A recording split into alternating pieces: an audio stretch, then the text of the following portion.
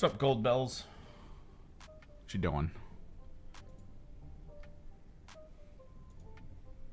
Just getting the last little things posted, stuff out. I'm trying to figure out, I think some point in time this week I want to do an actual strategy, like war room situation thing. I got to get some assets put together though.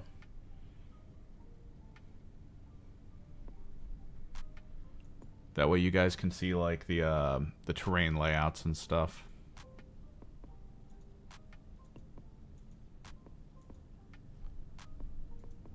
Activate playlist.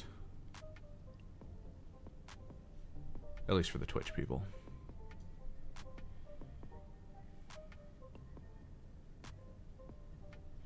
Doing or teaching?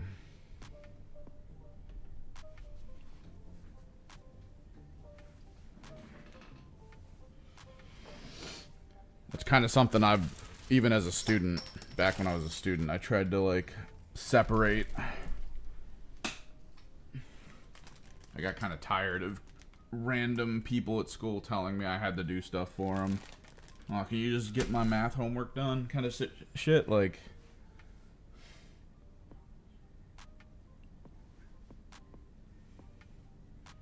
Yeah, as long as it's more like, you know, helpful, less just doing it for someone. Which probably works out as a good idea. Let me get this set up for you guys. There we go. I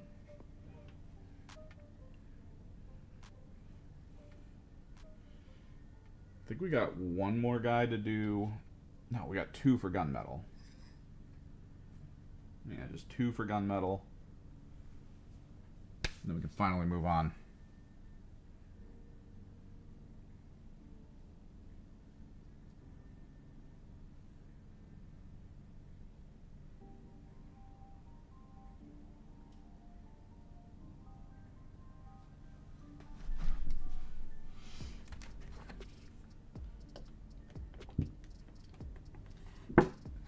Because fun lore drop story about me.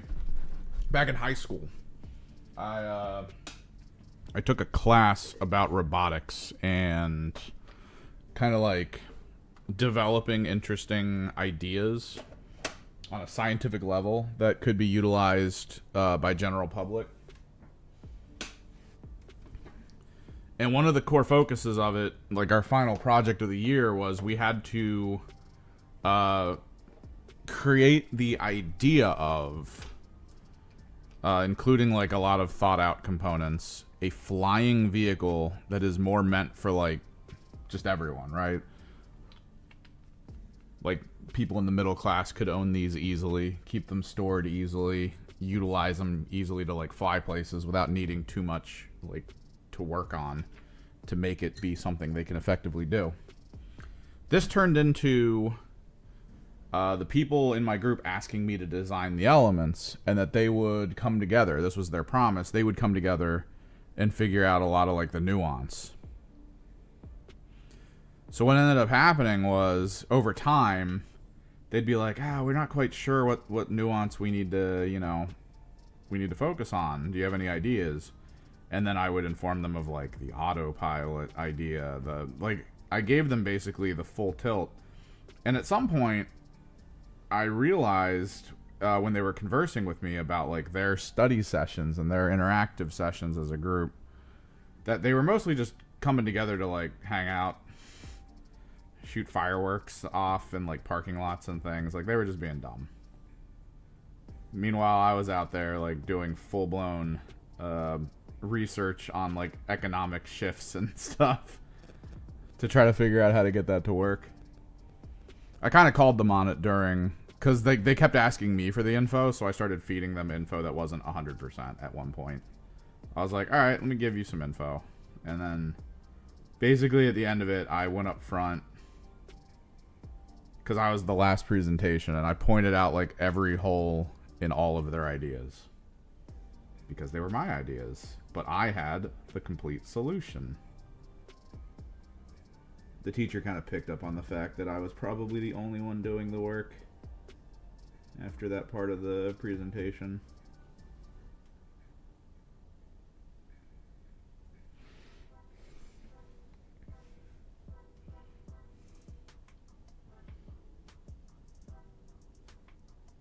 After that point, whenever someone was like, "Yo, can you help me?" It was like, I mean, I can show you stuff. I'm not gonna do it for you.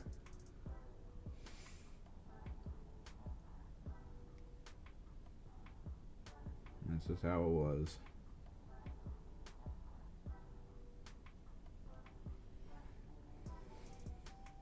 As long as it's fine.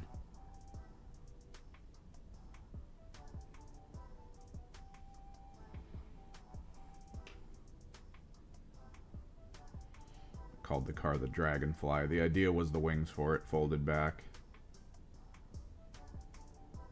So that way you could park it in like a garage.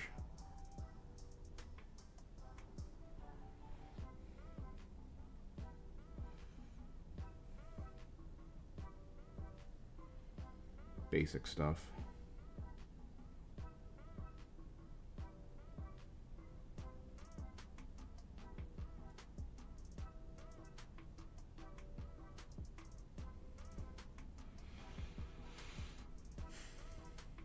But anything else fun going on? Any fun holiday stuff? Any fun projects?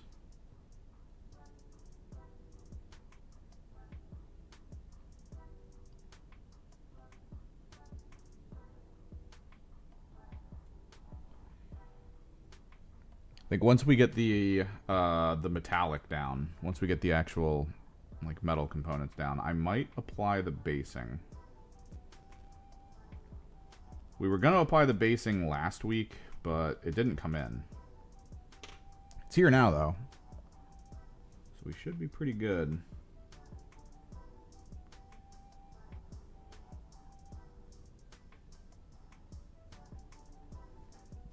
I am in mental nervousness mode though. Tournament in 2 weekends.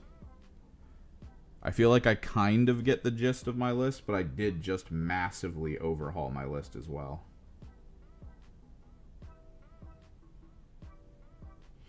I played maybe like 5 games with it over the course of 2 days to try some stuff out.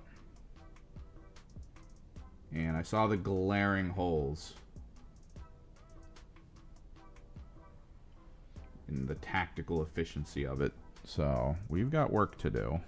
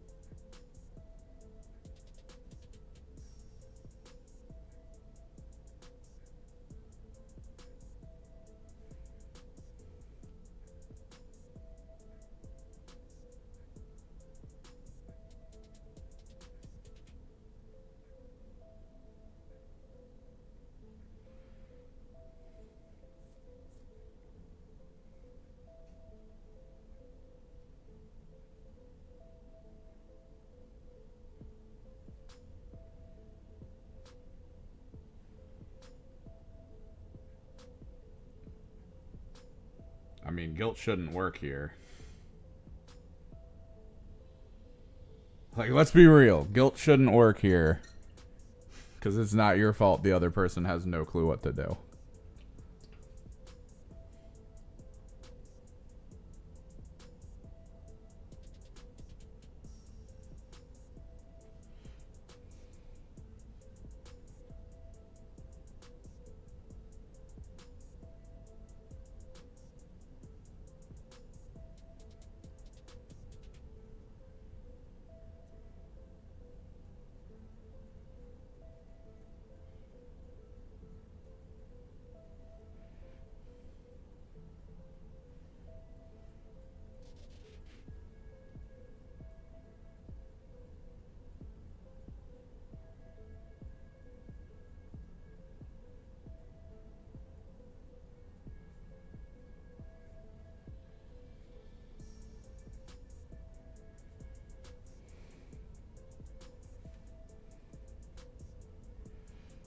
Yeah, and that's the thing. It's like there's two meanings to wanting help understanding. There's actually wanting help understanding, and also wanting you to just do it. It's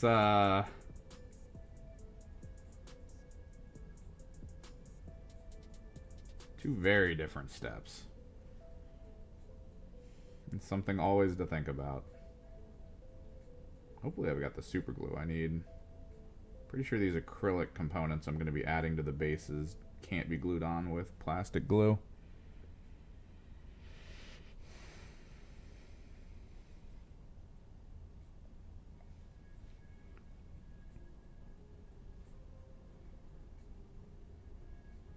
That is the difficulty of it.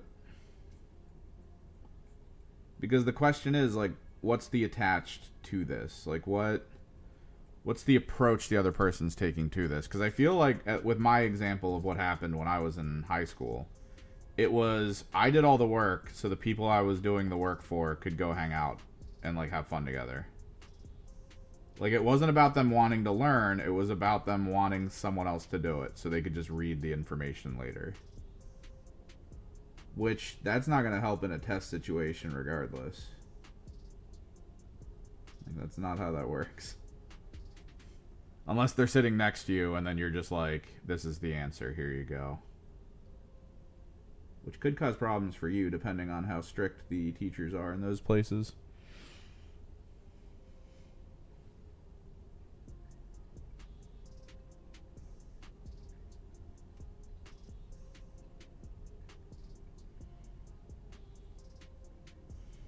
At which point it's less about wanting to learn it and more about wanting to get around learning it. Which is probably why there's a massive percentage of people in this country who are illiterate. Ugh.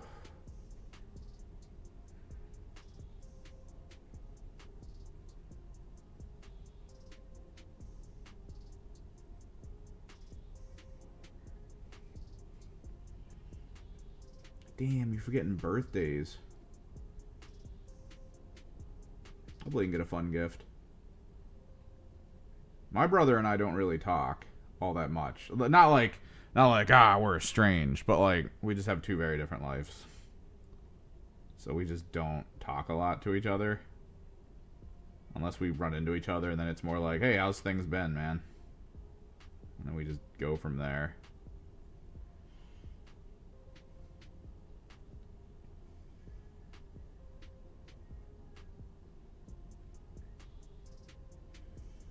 So when it comes to holidays, I think, what was it? It was like two Christmases ago or something. Our parents had us come over. They got us all like prepped and ready to like do Christmassy things with the family. And then when it came time for me and my brother to exchange each other's gifts, and they were like, "So what did you get each other?" And then he handed me $20. Like out of his wallet, and then I handed him the $20 back, and then he put it back in the wallet, and then we went about our days.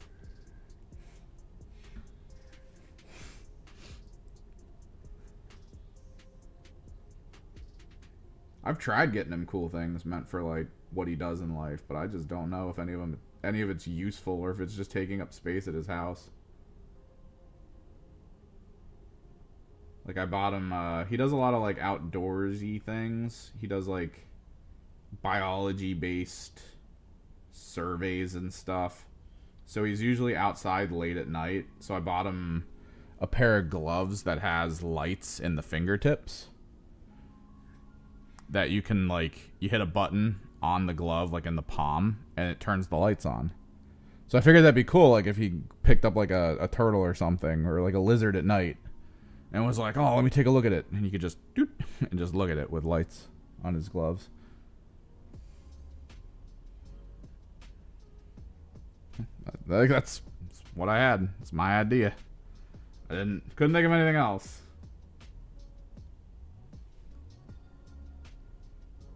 Because he's not super nerdy. I couldn't get him like Legos or something.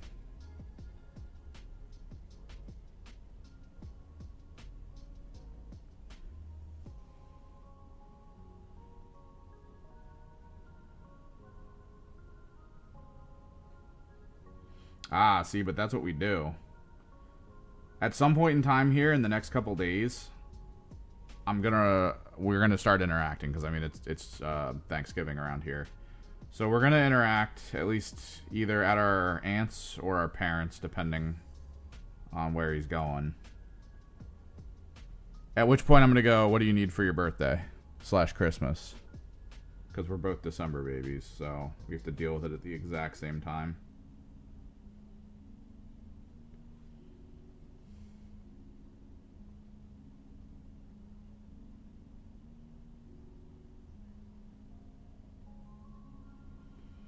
And he's gonna go, I don't know. And then I'll be like, you need anything for this? And he's gonna go, not really.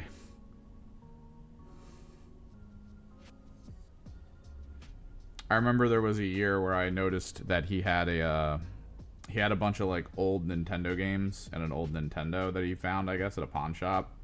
So I bought him an HDMI out retro console to be able to play them. And he was like, oh, cool, it'll hook to my TV. And I'm like, yeah. I haven't, like, it's not in his house anymore. Like, he had it, and then I got him the upgrade, and then shortly after, I noticed he just didn't have the games or the console in his house. I was like, oh, okay.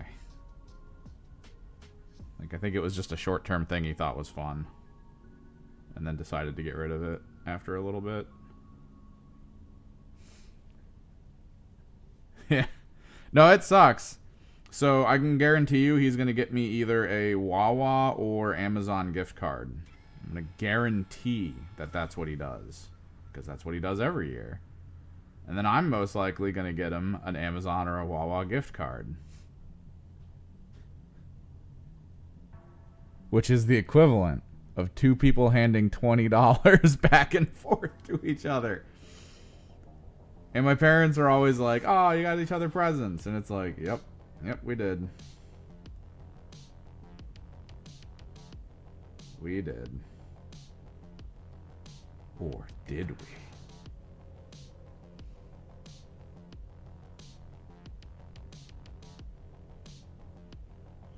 Like, a gift card is just handing someone money that you're telling them they have to spend somewhere.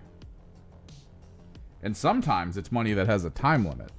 For those who don't know, some gift card companies that work with big companies like Wawa and stuff, they usually put time limits on when the gift card can be used before it expires.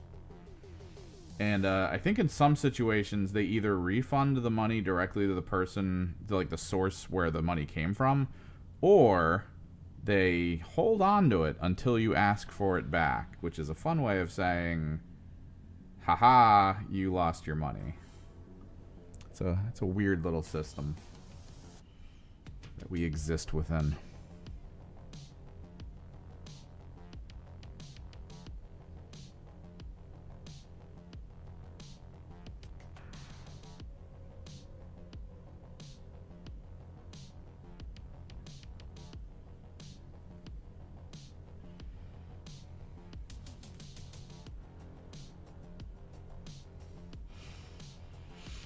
See, it always takes me a minute to realize the thing I need for, like, Christmas or something. And then I feel like they pressure me. Like, my family pressures me into telling them. So I do. I guess full story. So, like, last year. Oh, okay. So, like, my parents and family try to pressure me into saying exactly what I want, right? They're like, what do you need? What do you need? What do you need? What do you want for Christmas? What do you need? And they won't stop asking. And then, like, part of me is just wants to be like, I want peace and quiet. Can we just get food and then hang out a little bit? And then, like, that's it. Like, I don't want to think too much about this. That'd be the best gift ever. But eventually they get something out of me. Because it's always around now, right? Like, we've got Cyber Monday, like, classic American consumerism is about to hit all-time high. The goal of which is to make me really, really, really want, like, some item. So the issue is going to become, just before Cyber Monday or Black Friday or whatever, I am going to have a thought where I'm like, oh, I could get one of these for like super cheap.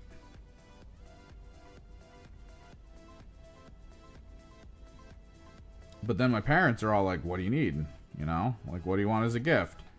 And I'm like, I mean, I guess I can wait to get it. It's not that big of a deal. So I'll just tell them.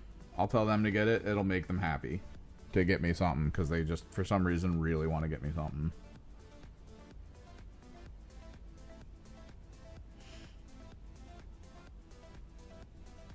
So I'll be like, I want a printer.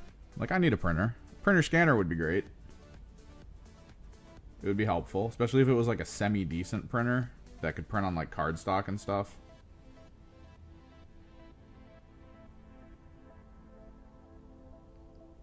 You know, if they need help, I can, you know, talk to them about it. Because some companies and printers are doing like horrible things. Like you have to subscribe to their app to be able to print using their printers kind of situation. Like it's not great.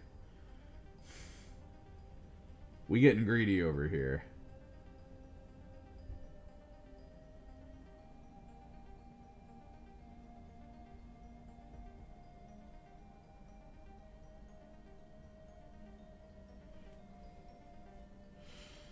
So I'll tell them that, and they'll go, okay.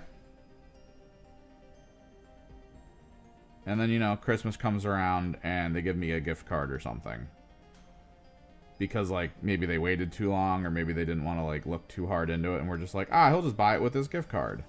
Now, the problem is, Cyber Monday has passed. So now all the printers are back up, like, $100 in price, and they've handed me an $100 gift card or something to buy it. And I'm like, oh. And then I just don't want to buy it anymore. Because it just doesn't feel like I'm getting a deal at all. I would have been way better off just buying it then and being like, hand me $100 for the printer I purchased. Like, there it is.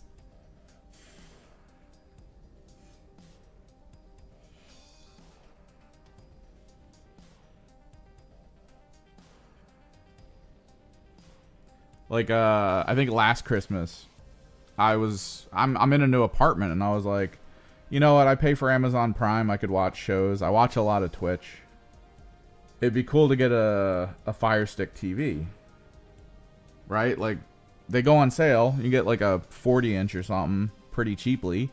That, it's not like the best LCD, but that's not what I need. I just need a TV that I can watch stuff on. I can just put on in the corner while I'm getting things done in a day. Hit the treadmill and just leave it on.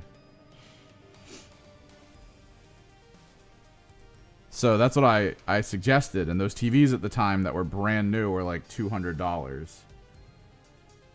And what they decided to do was buy a Fire Stick for like $100 and then give me one of their much smaller, like not as good TVs. That's like really old. Like we're talking like 15 years old. And it's like you can hear the power supply in it popping while you're watching it. Like it's not doing good. But this was their thought about what was a better idea than just getting a $200 TV. Was to buy me a Fire Stick and then have me watch it on a TV that's probably going to die. Like in a very short period of time. They were like, that's a better idea. And it's like, nope, no it's not. It's 720p, it's not that big, and it just sits on a table now, and I rarely turn it on. But they think, that's the thing though, they're not doing it like maliciously, they think it's a good idea. Because they just don't know. So this is why I don't want to tell them what I want. Because, like, either they'll give me a gift card to get it later when it's no longer on sale, or they'll get me, like, the worst variant. When I got back from college, and I needed a digital tablet, because I was getting into digital art at the time, that was my Christmas gift idea, was to just get, like, a small Cintiq, or not Cintiq, but, just a small, like, tablet. Not even a monitor tablet, just a general tablet. And I remember going over it with my dad for like months and talking to him about all the nuance and things that need to be in there, the reason why like third-party ones aren't that good, blah, blah, blah. And I talked to him about it for a very long time. And then eventually Christmas rolled around and they got me a third-party tablet that, like, it's one of those weird, shitty situations. Not necessarily the purchase, but, like, things you start to find out about, like, what is it? Wacom. Like, Wacom basically paid a lot of the big companies that do, like, Photoshop and stuff and, like, photo editing programs. They paid them to ensure that no other tablet would work with all the features like they had, right? Like, so the tablet I got had pressure sensitivity, tilt sensitivity, which you would want those. And I read it on the box, and I was like, oh, okay, so we actually found a third-party one that was good and does all the things I need. That's fantastic. That's awesome. Turns out it just didn't work with any of the programs that I had. And it became this whole thing where, like, for basically a month and a half, we were trying to figure out how to return the tablet and get an actual tablet from Wacom. It was like, I try, man. I try so hard. I feel like I'm just constantly fighting an uphill battle. I think one Christmas I asked him for a skateboard back when I was in middle school. Because I wanted to start getting more active. And, like, I'm an overweight person, so, like, you'd think people would be like, oh, you're trying to get more active? Awesome. Let's get into that. But, nah, they bought, like, a Target board where the wheels would lock up every 2 seconds while riding. Like, I tried to use it, but I'm going to tell you, the third time the board stops moving randomly and then you faceplant is usually when you stop wanting to skateboard.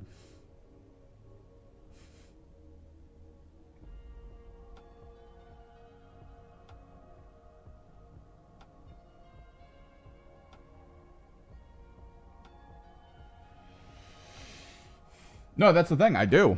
I point them to the proper brands, things, the ones that actually work, the ones I look for, and then they try to find the cheap way around it that's going to work. And it never works. And that's how I interact with my parents for the most part. The one year they actually listened to me was the year I was like, I want to build a computer. At which point my dad went, hand me the list of parts, and then we'll build it together. And I was like, cool. And then we did. And it was awesome. And my computer worked for years. Years. And it was so good. It was like top of the line. Ran better than almost anyone that any of my friends had. It was great.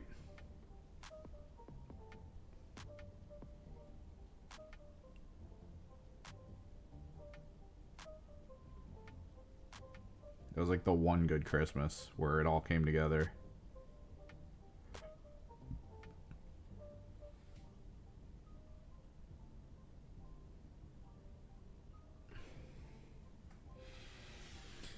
You ever rewatch your childhood shows? Childhood. Not necessarily childhood, I don't think. I don't think childhood. I've rewatched shows that I used to watch, like, maybe in my 20s. Like, I rewatch Psych every now and then. Once in a while when I'm feeling, like, real weird, I'll rewatch Grimm. Not the Grim Adventures of Billy and Mandy. No, that would be the childhood stuff. No, this was a show, it was a guilty pleasure where it was a fun idea that started out interesting in the storytelling and the writing, and then I guess they ran out of ideas. And it got really weird.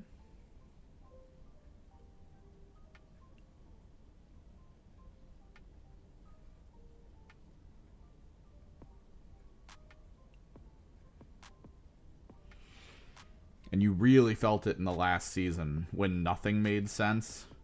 Like, all the people who became friends tried to kill each other, like, randomly throughout the entire season. They would go from being like, I'm your best friend, to now I'm trying to kill you pretty easily without any kind of justification.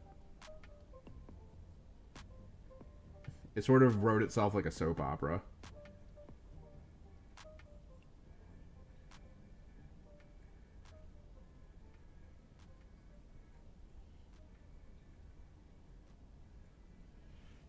It was so bad.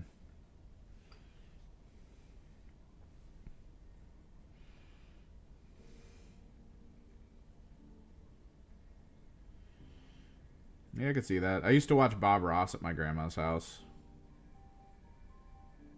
when my parents had me go over there for like babysitting and stuff.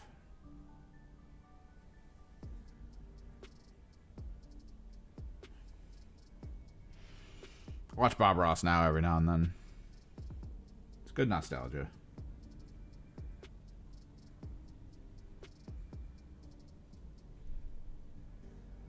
Getting them happy little trees.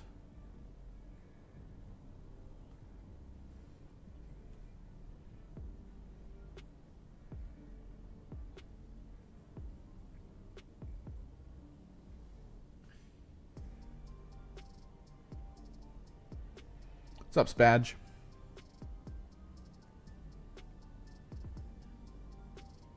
Welcome in on the YouTube side.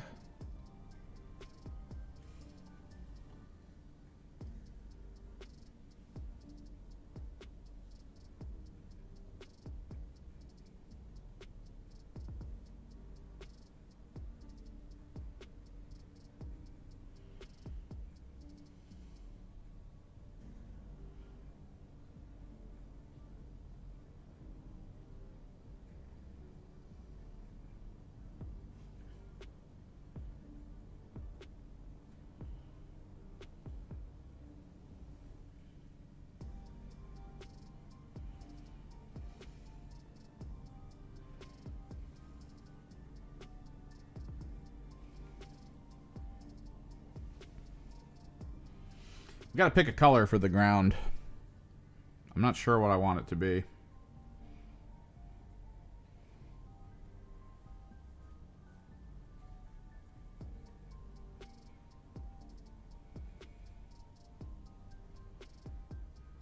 You say perfectly legal.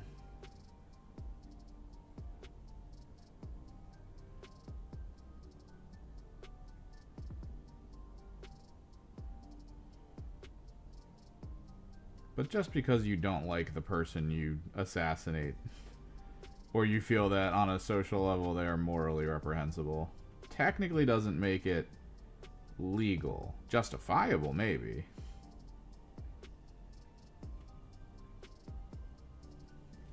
Like, there's always that idea that, like, a town could come together with so much hate in their heart for one of the individuals living there, and then kill that individual.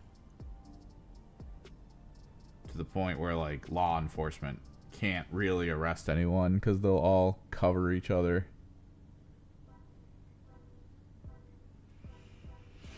No, yes, Badge.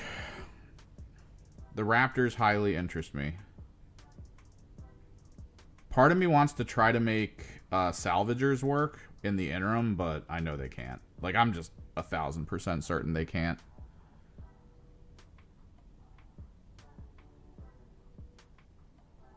Jaegers can, but I don't own the Jaegers, and I don't really want to buy them.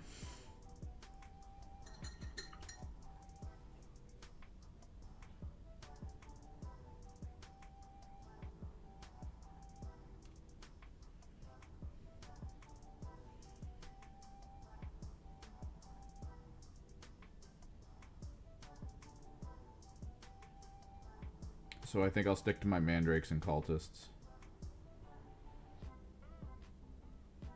More so the cultists right now. Once I crack the indoor component for cultists, I think I'll feel a little bit better.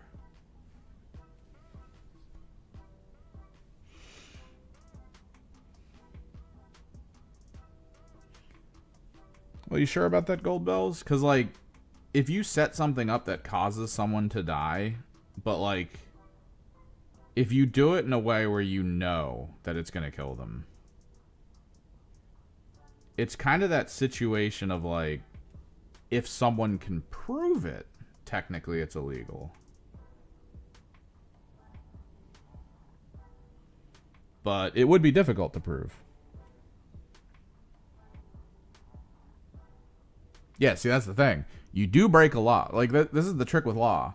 You do break it, but you get away with it. That's the difference. It's not that you break no laws. It's that it's very hard to catch you for breaking a law. Very different things.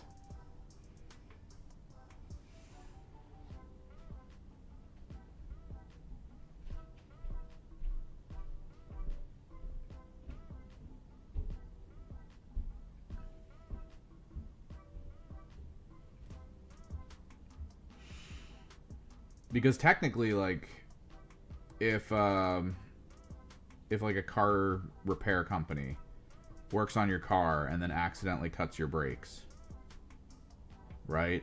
Not knowing that they did, but even accidentally, and then that gets you killed.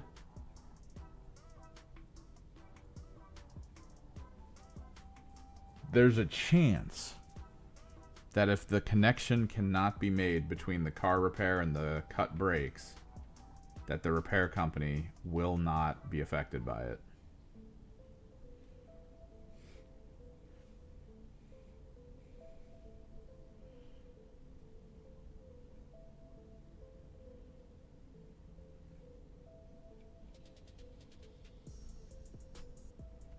At which point, they are an assassin.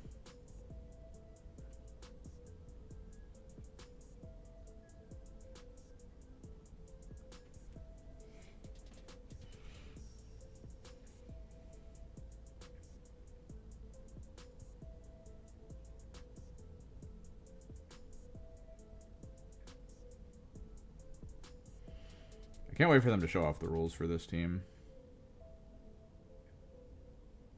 I mean, after hinting to us that the Raptors are going to get, like, an ability to pick opponents up and move them places. God, that got me excited for their abilities and strategies. So good.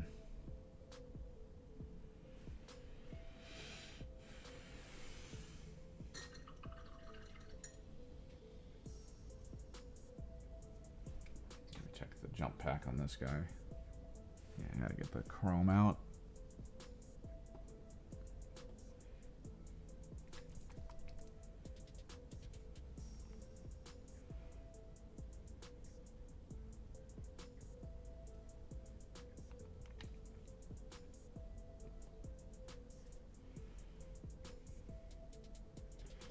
So we need two colors.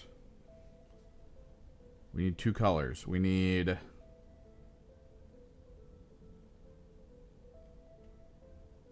a basing color, which is going to be a crackle paste that has black stones in it. Like semi-gloss black stones.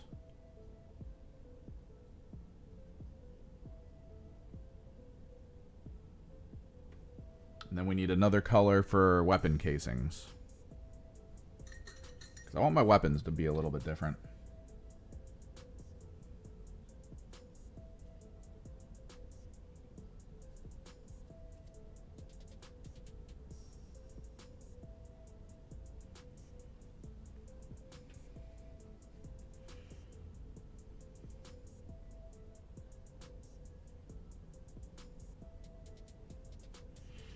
So here's the thing with that, Gold Bells.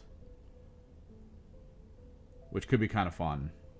At least when you concept out, like, you know, if it goes. Like this is the thing about the video games, where it's like, oh, that cool thing happened, and that's the end of it. And we're all like, oh, that was cool. You know, your character exfiltrates, it's all good. It'd be fun to watch, like, a little series of, like, the aftermath, right? Like, what actually happens in the aftermath. Because at that party, let's say that grill was there because of the catering service. So the faulty propane tank killing the person could be connected to the catering service. So now the catering service has to fight in court to try to prove that they are not liable for what occurred. So even though you get away scot-free,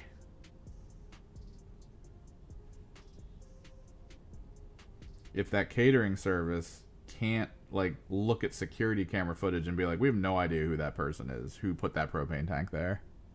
That person's not with our group.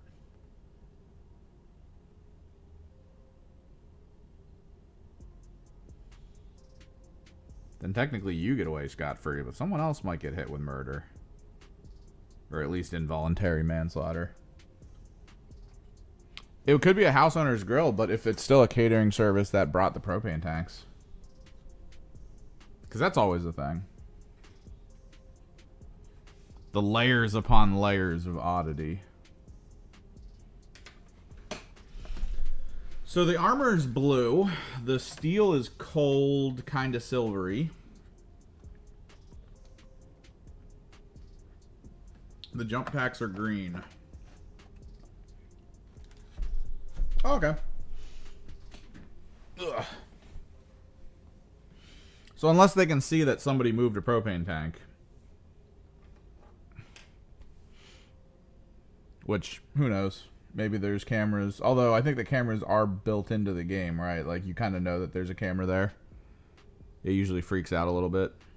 Lets you know that you gotta dodge, get away from it. Did I get the feet? I got the feet.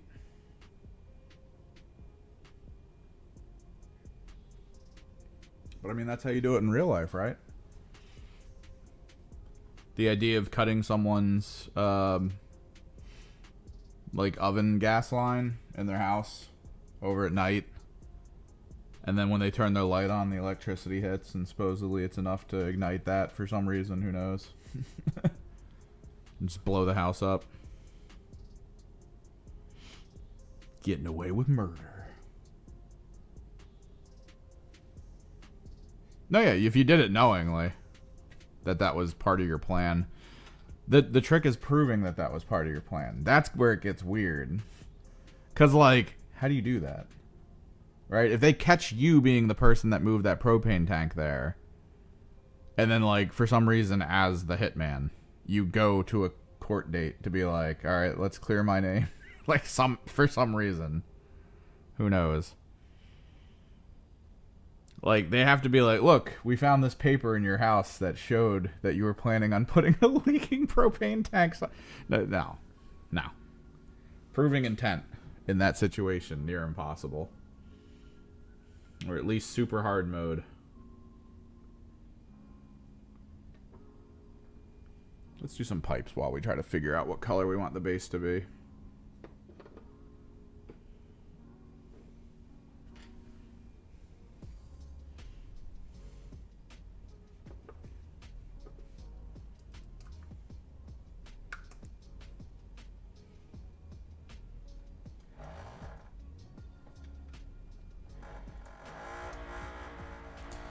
V.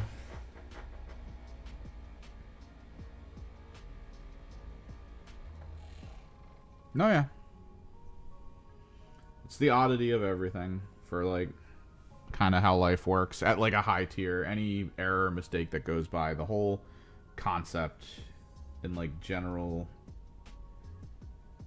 US approach to, like, what you're supposed to do in that situation. Try to figure out who's at fault through many, many legal proceedings.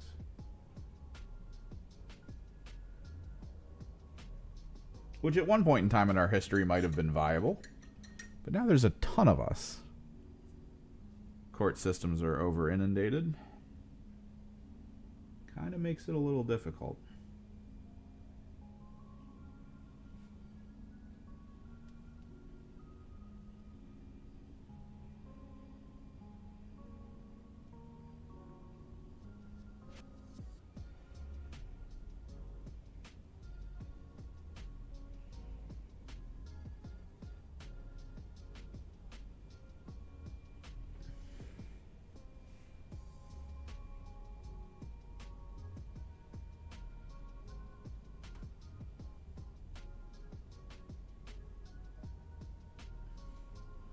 I feel like I was supposed to have the Canoptic Court by now. My buddy ordered it, I think, 2 weeks ago.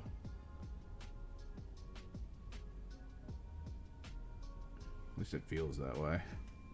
That way I could have painted it for my friend.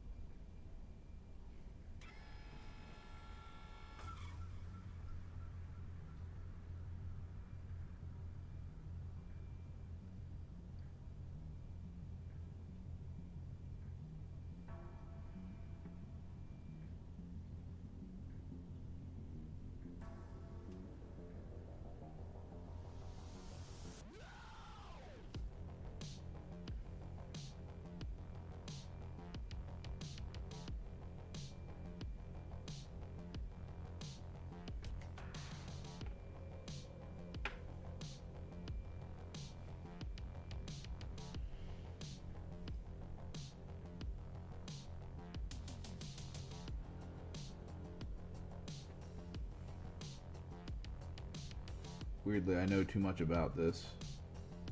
Specifically because I would watch the GTA roleplay community forever ago. And there was a short stint of time during my, sessions of watching it where there was actually a person who worked with like the DOJ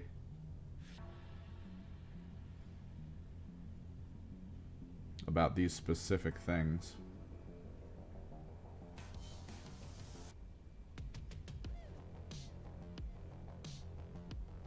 Do we do the tanks in the middle of the back? I think we might.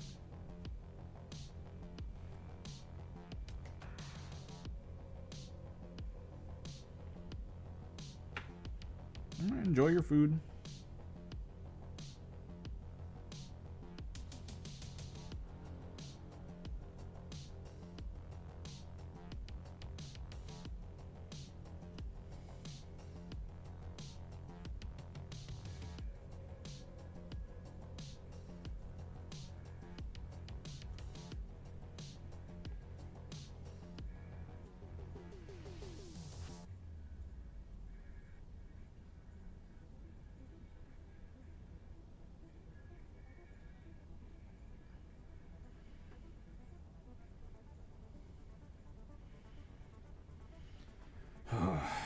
Sitting here formulating plans for my army list for my Chaos Knights. It was interesting trying out the different layouts that's going to be at this tournament because one of them isn't supposed to work for the mission type. Like, they're doing one mission type combo, basically. Like, one layout. And then they hit it with, I think it's P, I, and E from the missions in the Games Workshop approved.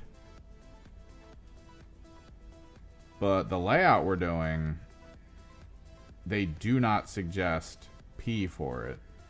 And we just tried it out, me and my friends, and we experienced why they don't suggest it. It's because mid is near impossible to hold, since it just sits in the open.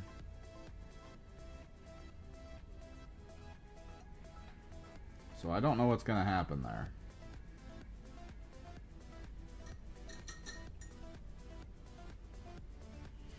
Feels a little bit like the tournament I went to where they did long edge deployment with the sort of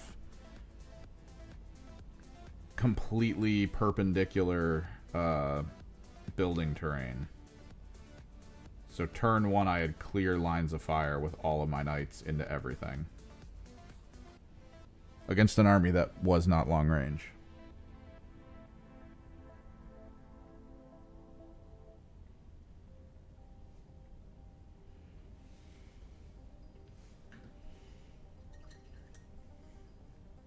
It was not great.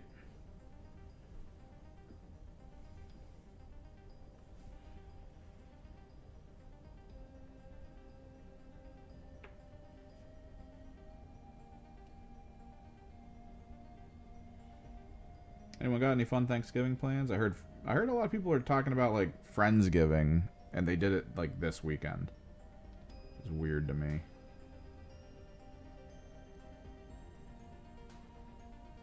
I should probably go hit up the farm near me to get some food to take to my aunts.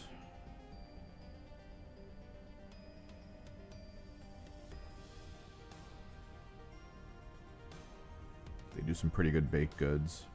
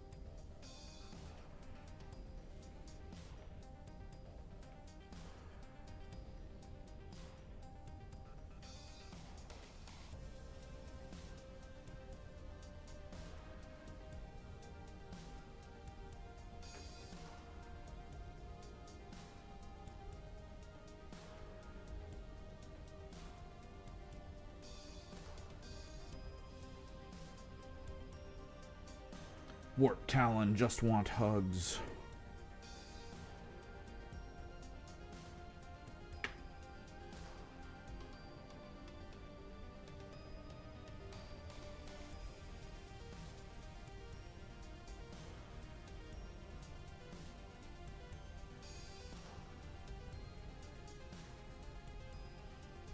I definitely should have went with my gut and primed them in white.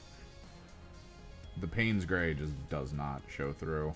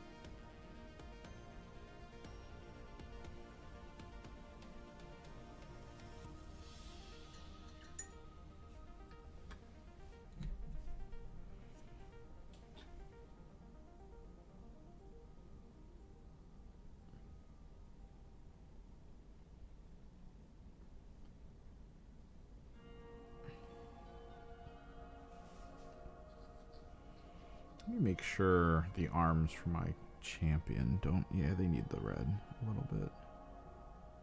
No, they got it.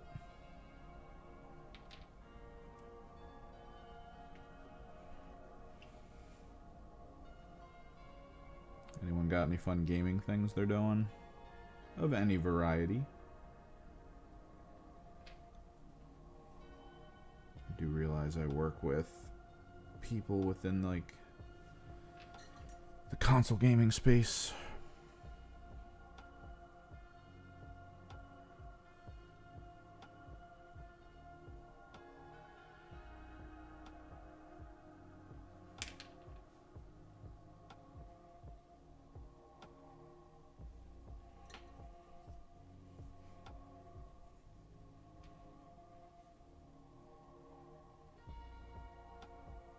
Reinstalled Hades 2 to see if it was, you know, a little bit more interesting. I decided to try to get a lot more done.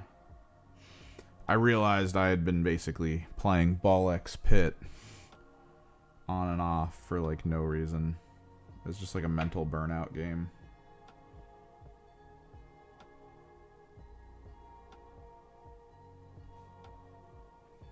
So I just started to grab Hades again.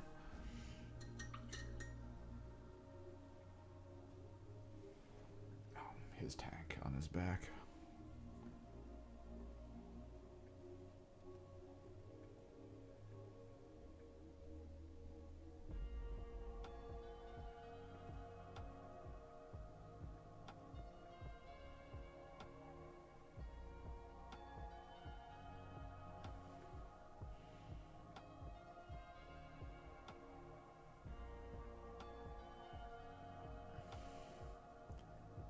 Also playing Wall World pretty hard.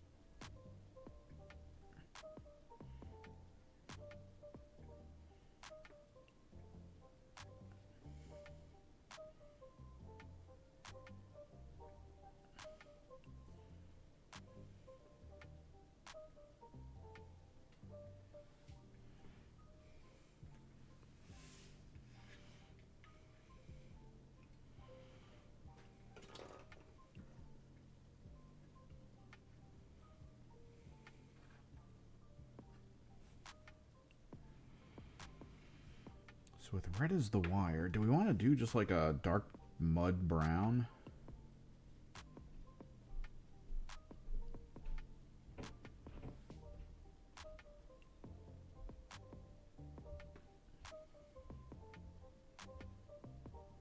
Sort of the ground texture. Maybe we do like a purple. Purple could be kind of cool. Alongside all these blues.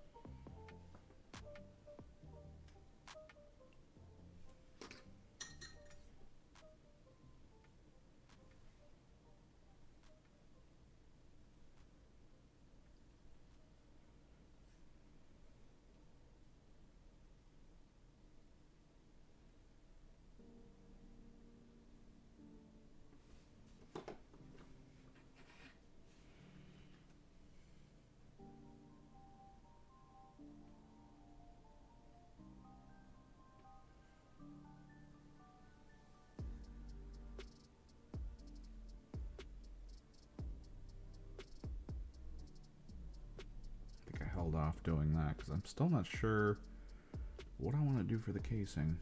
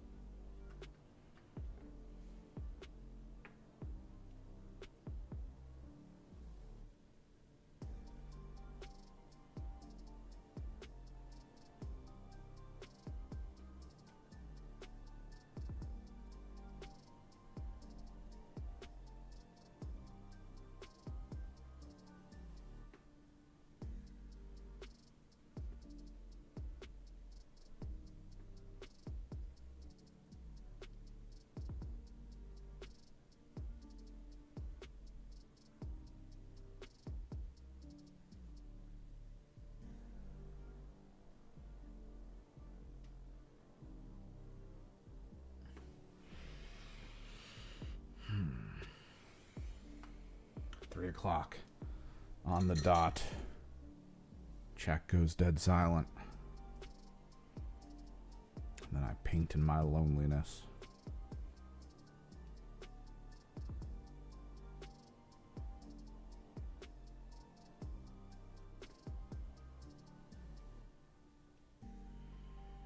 Maybe we do purple, though.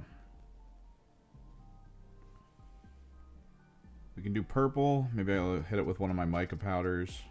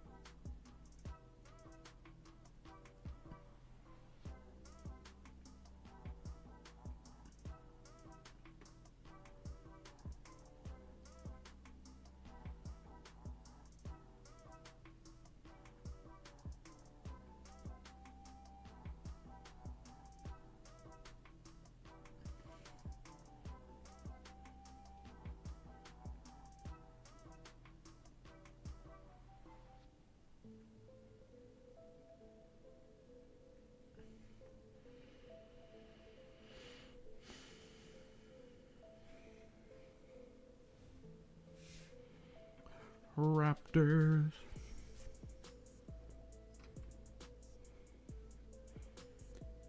The fact that the Raptor kill team exists actually makes me a little sad that the Raveners was the Tyranid team instead of the Shrieks. The shrikes or whatever they're called.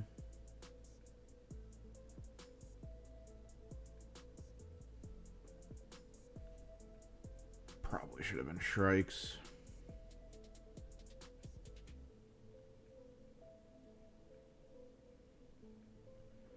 New Ravener models look nice though. Always a bonus.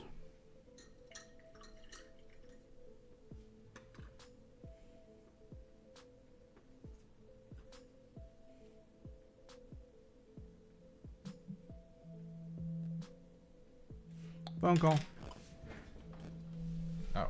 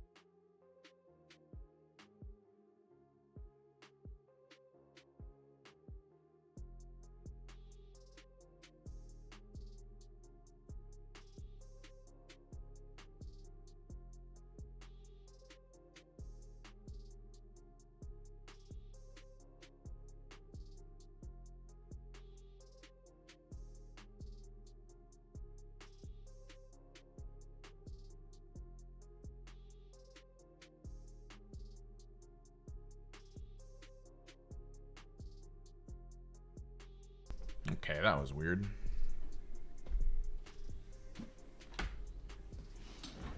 Ugh.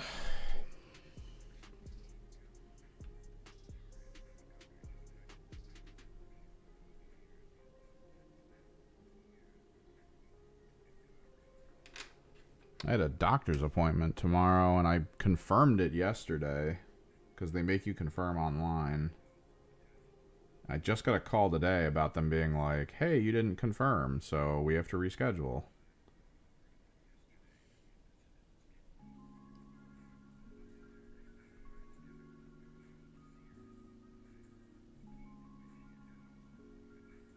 Super fun.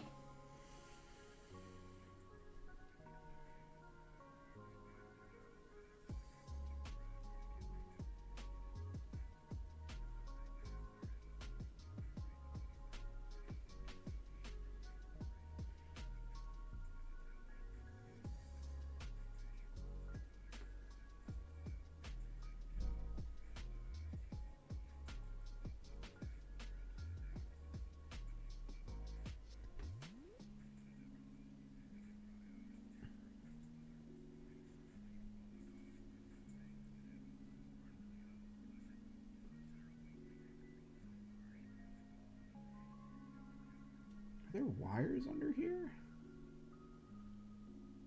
I think there are.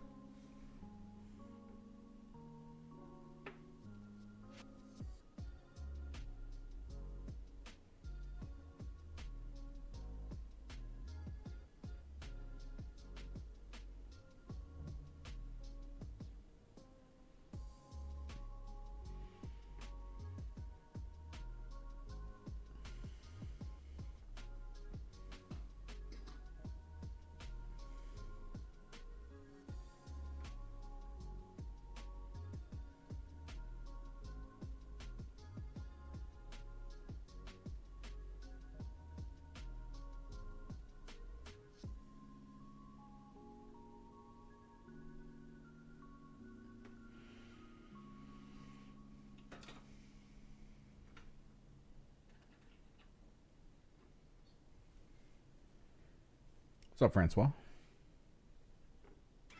And Raptors have come a long way since the first ones I ever purchased.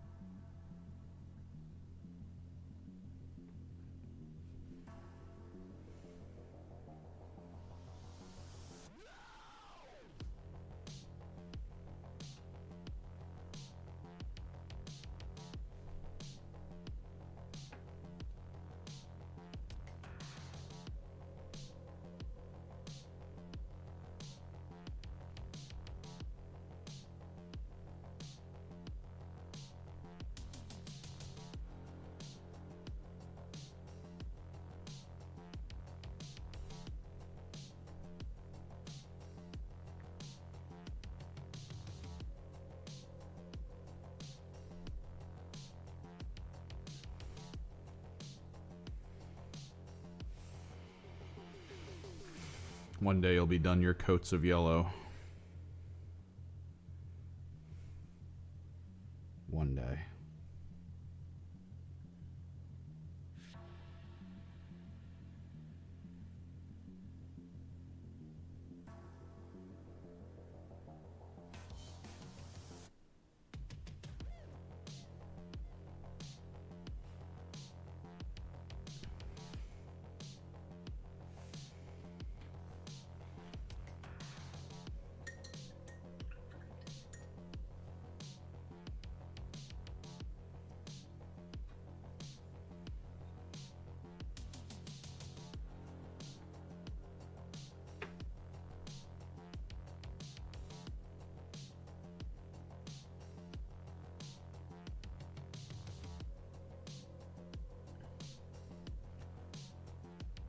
while I'm just out here getting into the minutia of detail with my Raptors, trying to figure out fun and interesting tactics for the list I'm going to take to a tournament in 2 weekends. I think I'm going to spend a little bit of time tonight setting up like war room stuff. Like I'm going to get some stuff done in my art program so I can pull like a page up that we can work on where we like have stuff to move around and we can be like, oh, we put this base here, maybe we'll put this base here.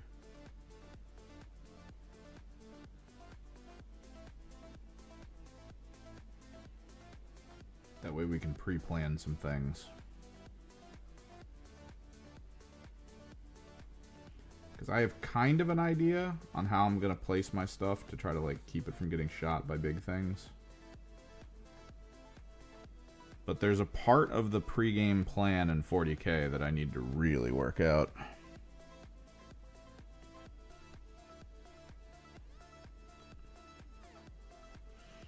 And that involves understanding my positioning for scouts, understanding the best positionings to stand for screening,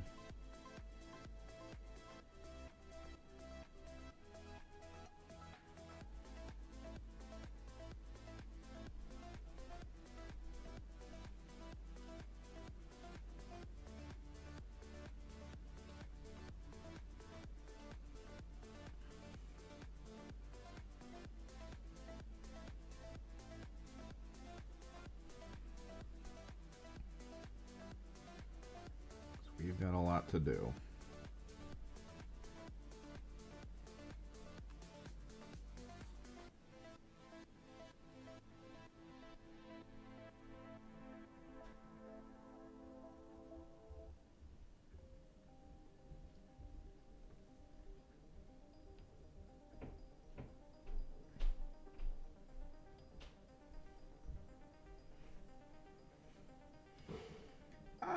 It's not that it's not fun. It's that it makes it efficient. It's probably the one thing I really need to get down for my 40K gameplay. Like, I played against a Death Guard player who was like one of the top. Like, I brought this up a few times. He's one of the top in the Northeast. And it's a different feeling. Because, like, when you play against somebody who's, like, getting into the game and trying to figure some fun stuff out, they have that moment of being like, well, I think I might put my gargoyles here, because if the gargoyles go here, maybe they can counteract what you're putting over there. The person I played against does not matter what I had. At all. Does not matter. All that mattered was doing exactly what he does every single time. And there's only one variant, is if I had infiltrators. If I had infiltrators, he has to make one decision at the beginning for his setup, and then that is it.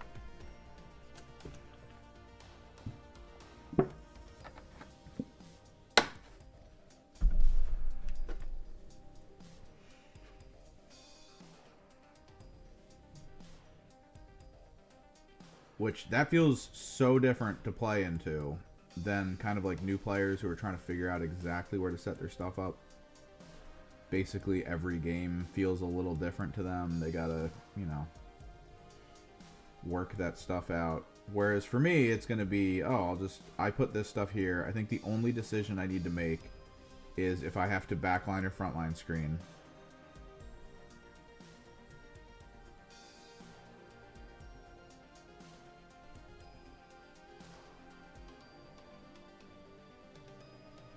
And then that's it.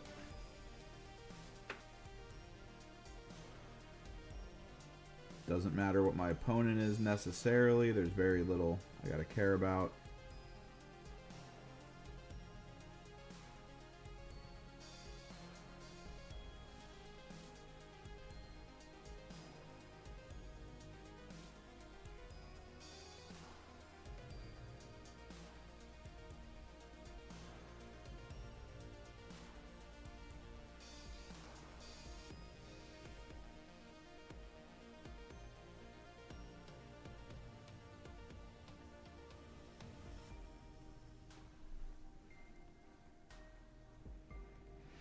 Well, it's kind of once you get to the point where that's what you're doing regardless, that's kind of the only way to win now. Because if you're having to constantly make adjustments based on your opponent, then your list probably won't do well.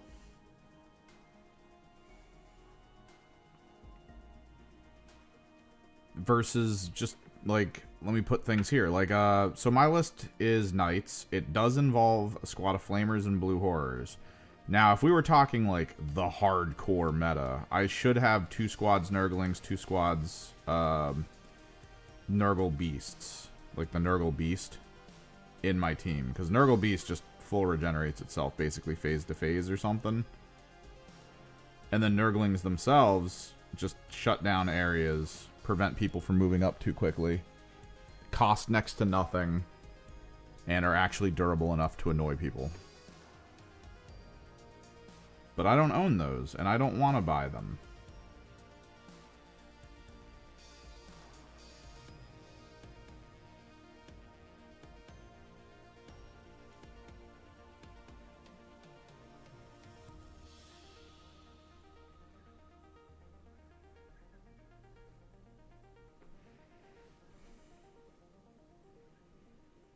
But I'm rocking a squad of Flamers, which is probably just going to sit in reserve and be my little 3-base flying 9-inch move, advance and shoot, like, mission monkey squad.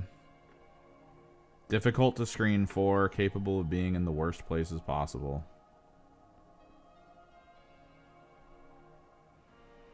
But then I also do Blue Horrors, which have Infiltrate, and I think their plan is to sit close enough to mid that if the person I'm playing against gets the area denial mission, like, they can't get full area denial. And that's, like, sort of a built-in for a lot of people's lists. You kind of want that one unit that's just like, yeah, you can go for area denial, but you're not going to be able to get it. You're going to get baby area denial, not full.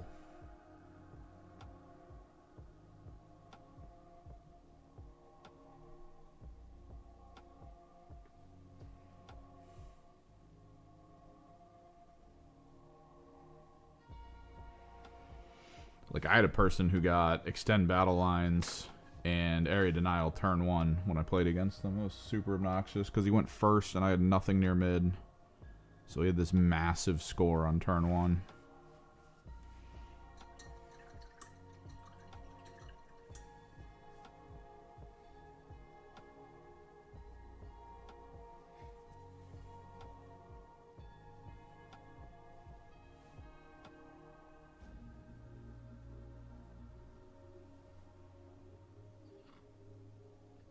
There were no leg wires on this, right? Yeah, okay, good.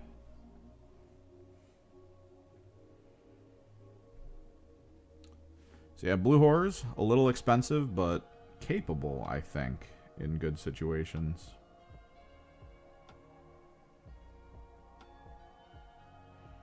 And I would rather force someone to get pulled out of cover for a unit like that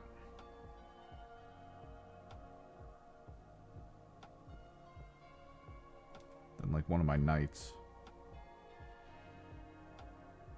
And then I also have to figure out distances and locationality for my stalkers to either be able to scout out or get back behind cover and not be seen. So we got to kind of play a weird game with that.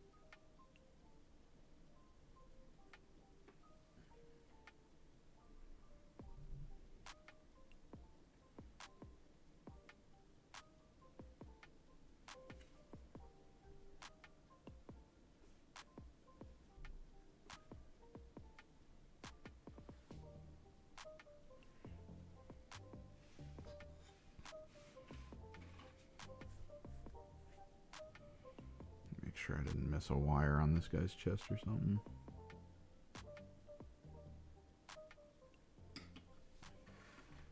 There's only so many chest wires.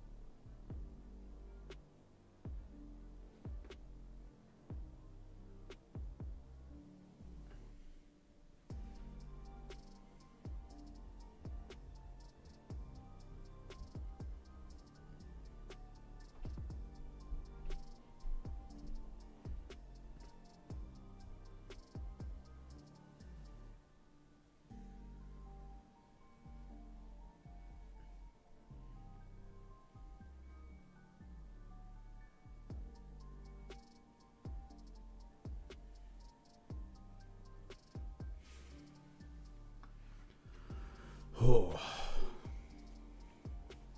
Just churning through.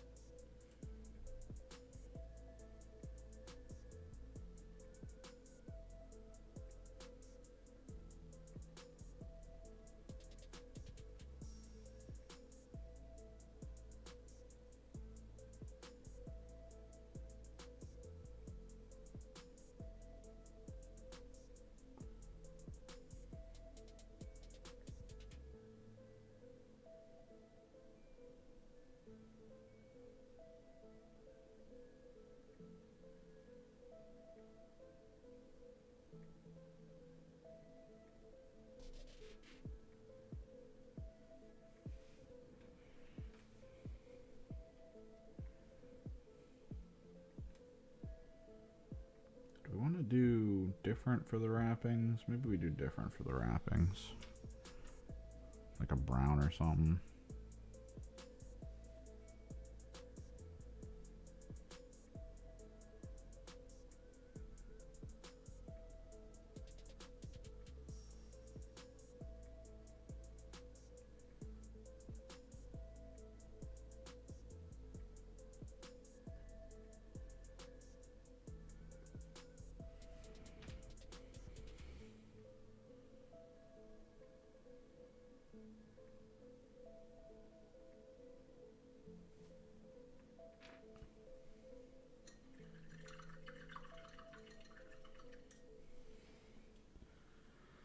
Oh.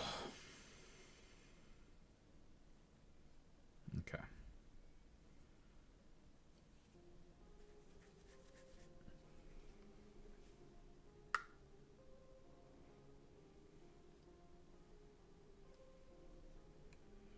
Next stage. I think we do Dreadful Visage. I think we try to get this guy at least worked up a bit.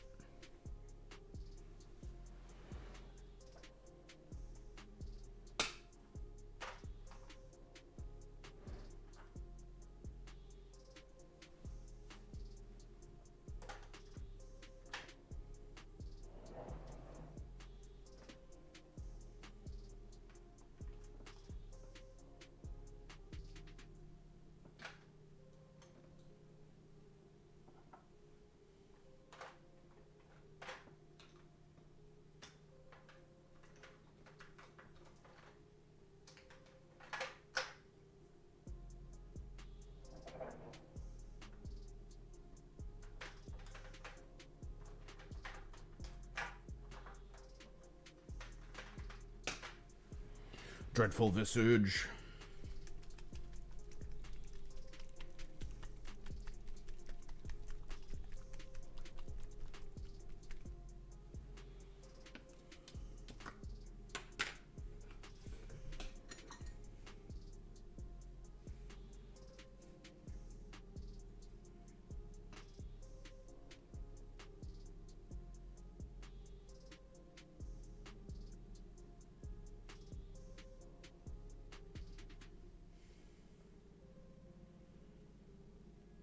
Fantastic pale,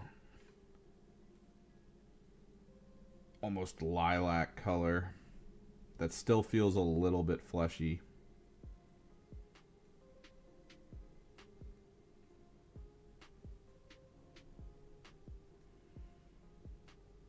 Usually good over white, or in this case a light lilac color.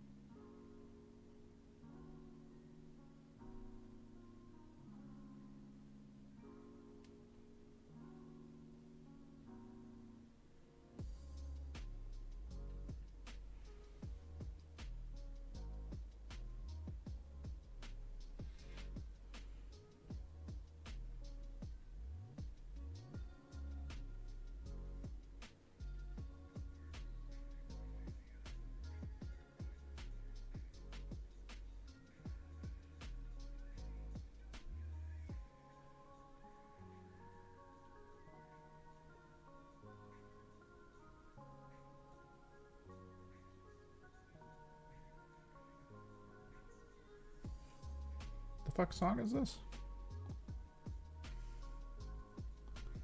Oh, only for those on Twitch. Oh, yeah.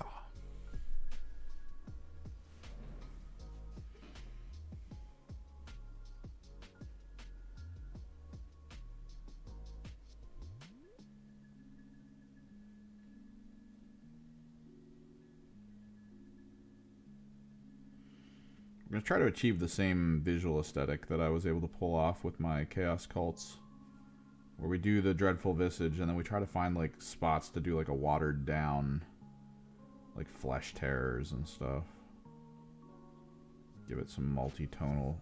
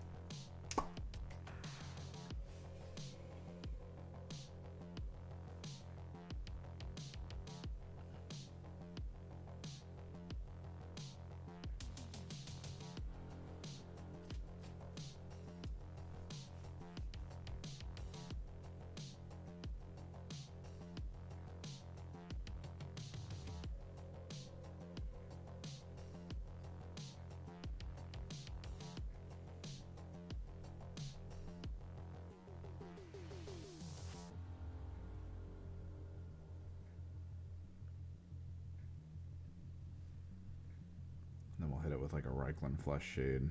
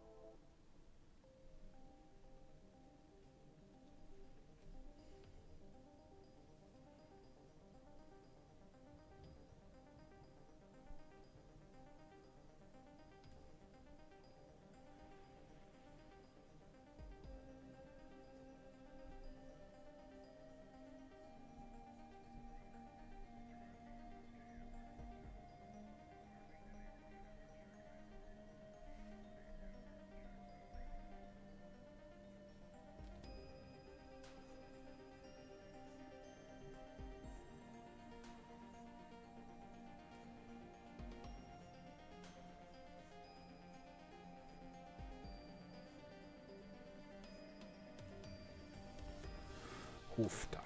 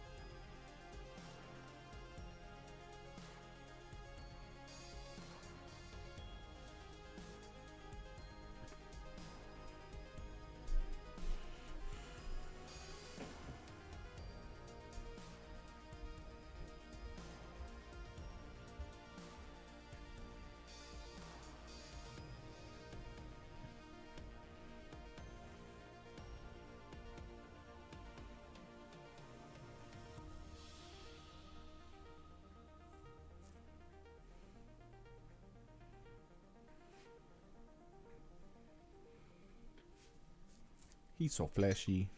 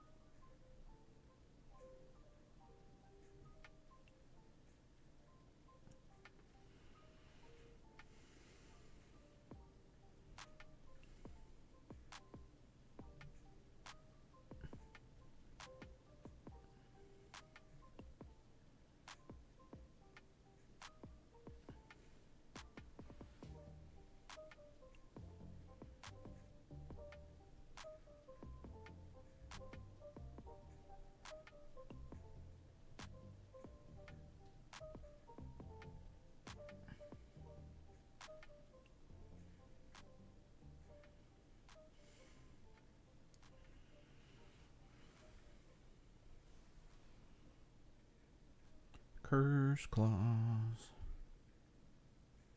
I can't wait to see the rules for this unit and then go, I'm probably never going to use it. I got a feeling. I'm going to look at it and just go like, I think I'd rather take anyone else.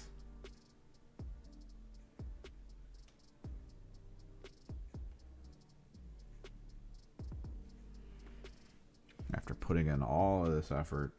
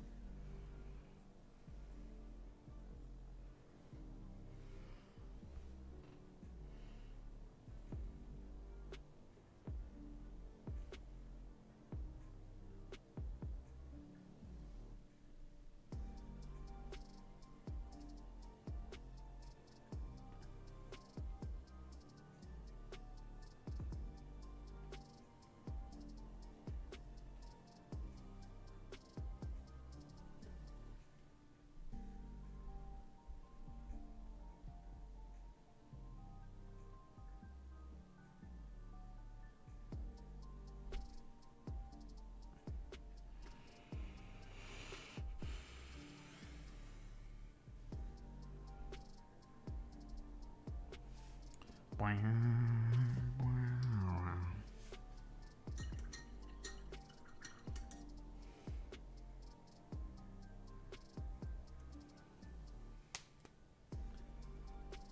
we pull the blood for the blood god.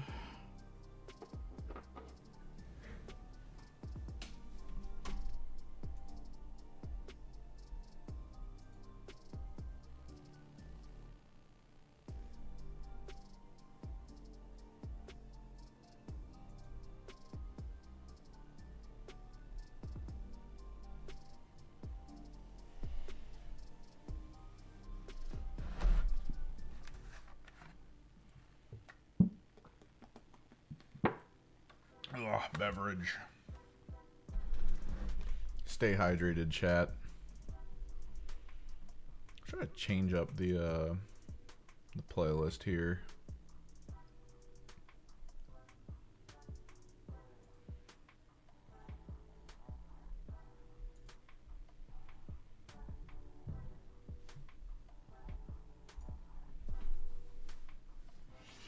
Again, specifically for the Twitch people.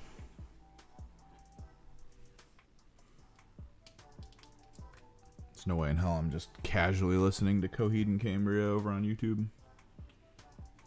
The speed at which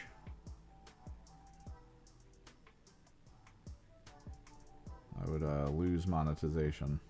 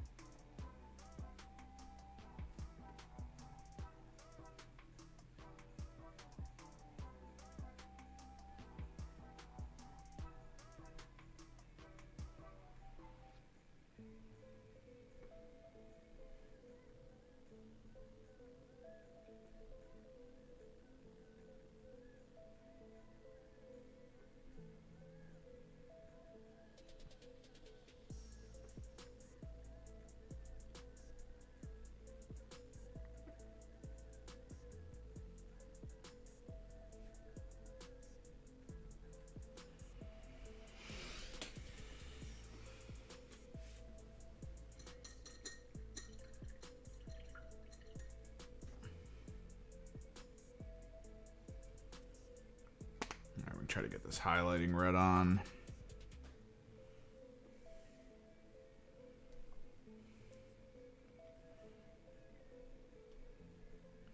I feel like this is a darker red than what we used.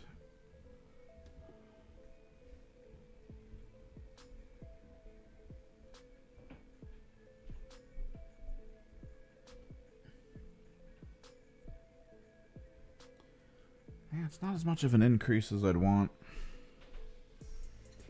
It already didn't look right on the champion. Maybe we do go Wind Rider.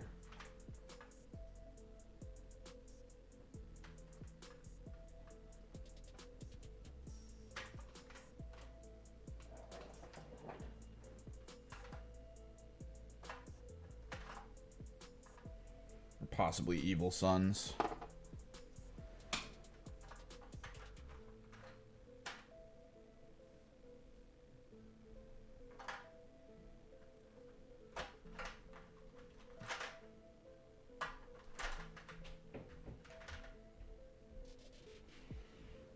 What do we think?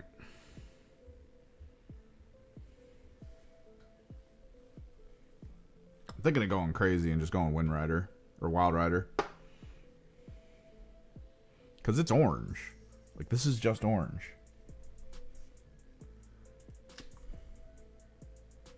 We lost ourselves.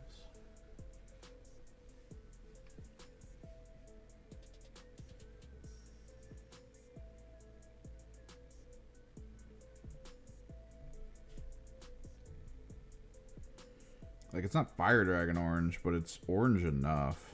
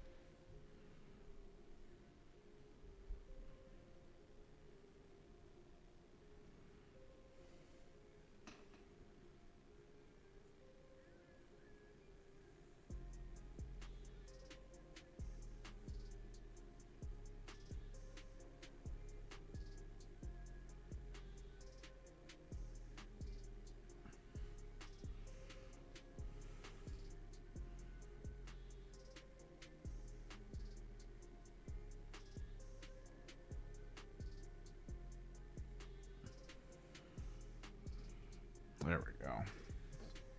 It's a way better accent. Because there's technically not a lot of it.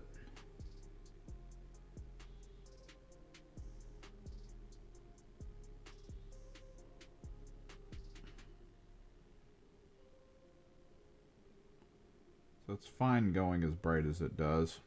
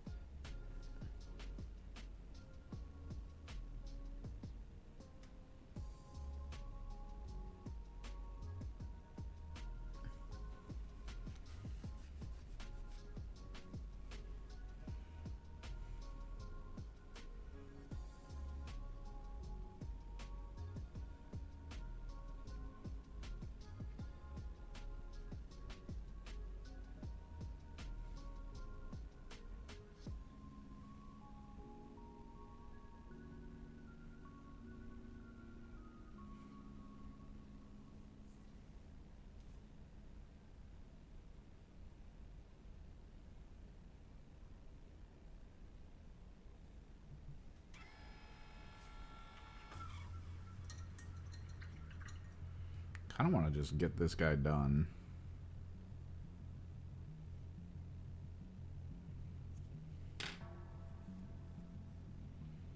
Maybe we hyper focus in.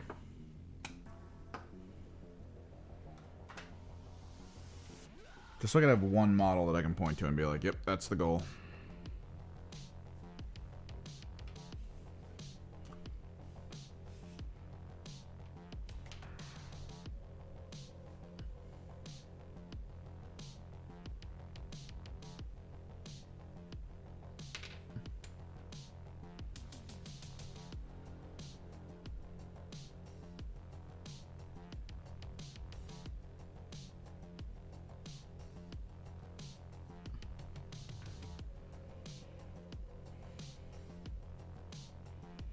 At which point it's this. I think we have to do a little bit different for like the metal tone on the blade that he has. Although I have an idea for that. Cool. And then we need to get his blade handle done, which I actually need to pull some stuff for.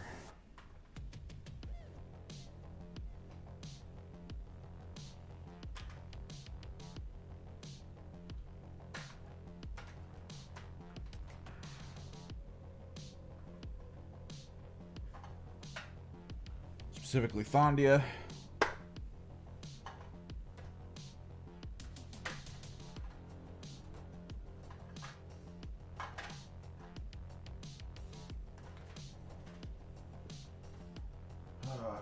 Where is it?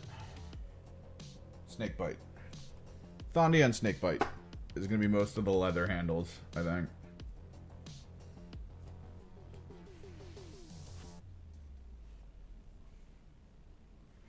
And then I need to kind of debate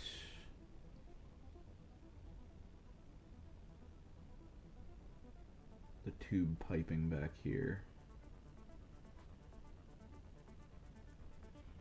which I think might end up being black.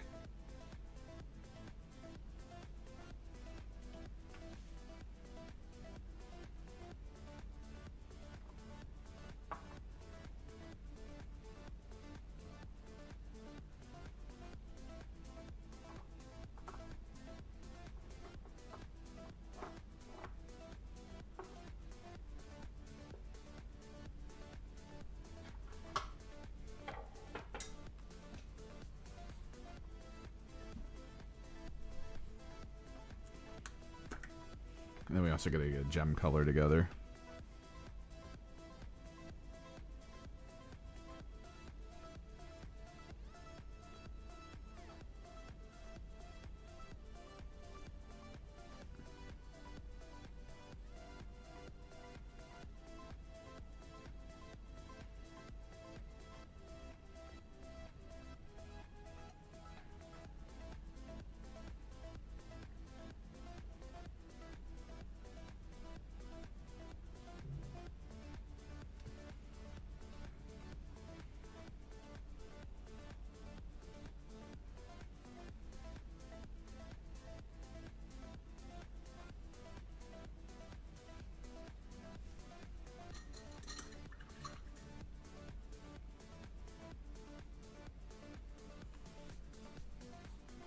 Grab some Payne's Gray, maybe.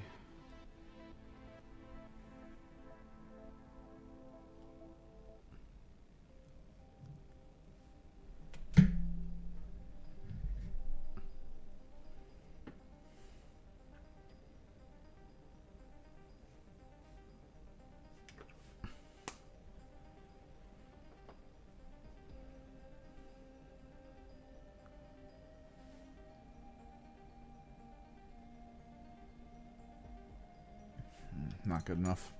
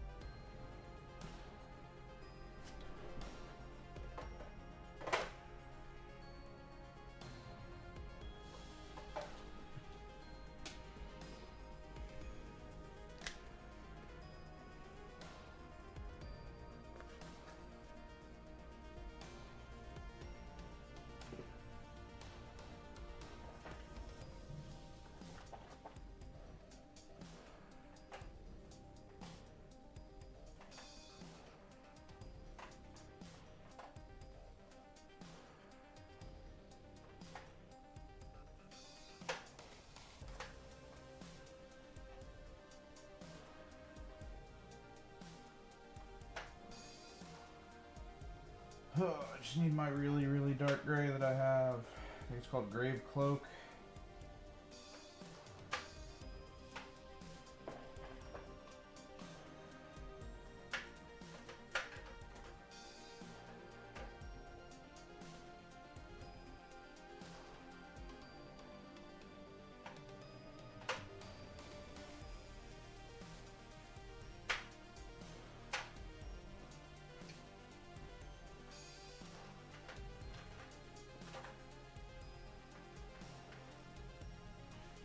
We're also going to need this.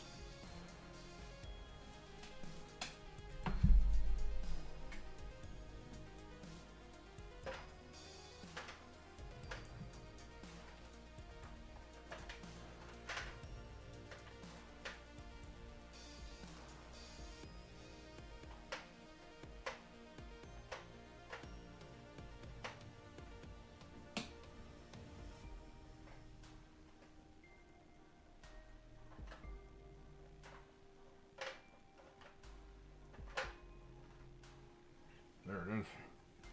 Necromancer's Cloak.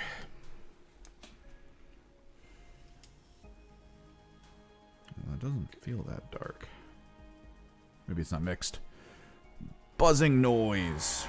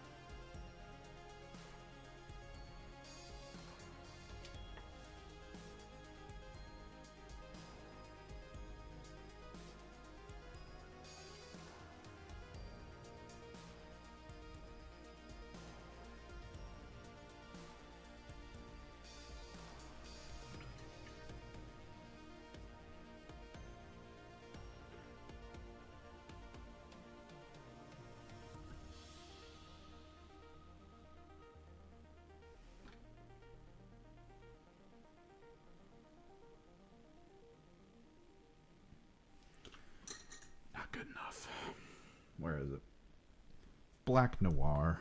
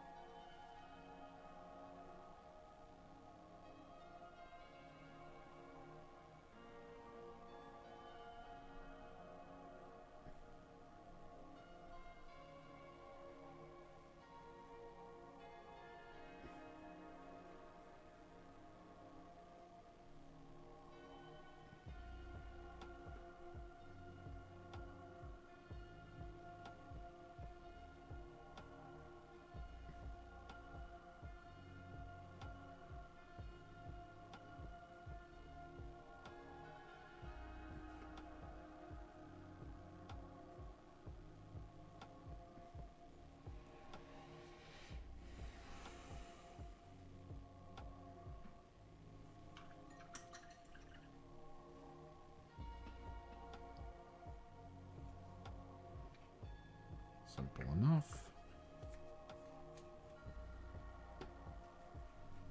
Get the Thondia down.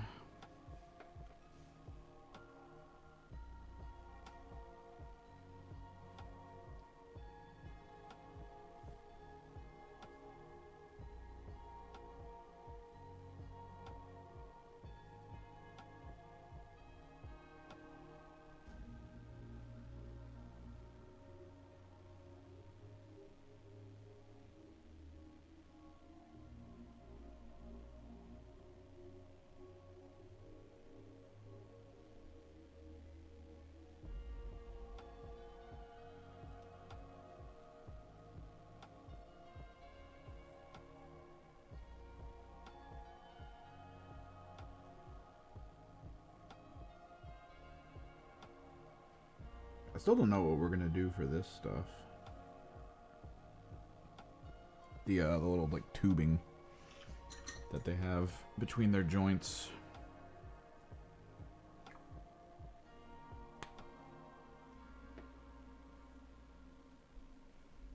That might actually be a best case scenario for like a quick layer dry brushy hit of a Necromancer Cloak, since it's like a slightly off gray. It's supposed to be a dark gray, but I can't get the frickin' pigments to mix. It's one of the biggest downsides to Army Painter, specifically the older Army Painter paints. Occasionally when you're working on them,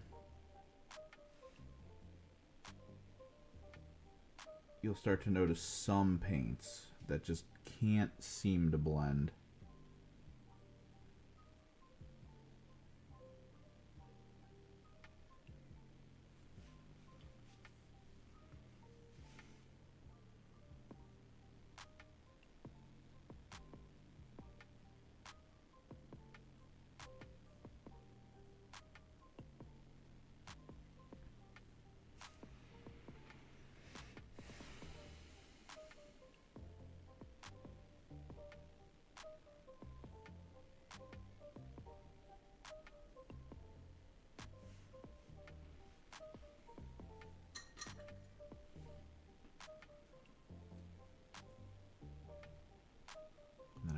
Gemstone, which we'll just do. We'll do the trick way to gemstone, I guess.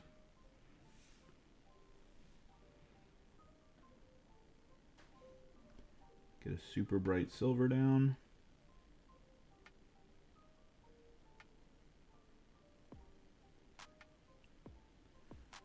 Are there any other gemstone components we need to think about? Don't see any. Fix up this backpack a bit.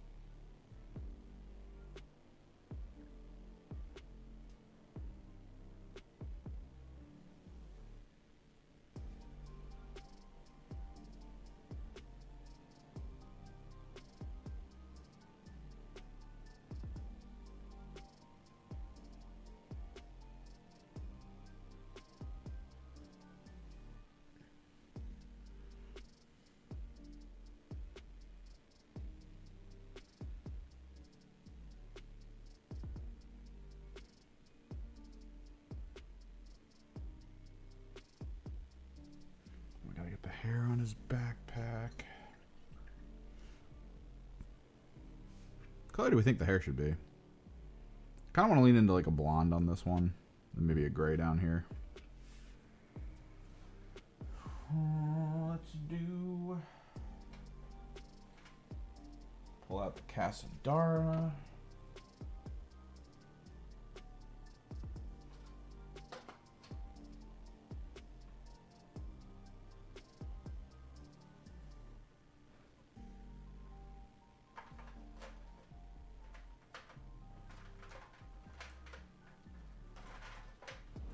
The Flash gets.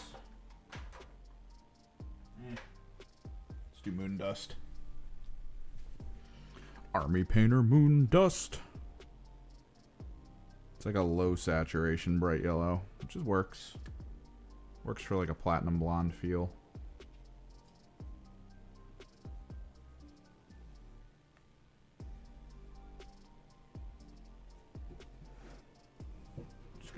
clear the nozzle. Hang on.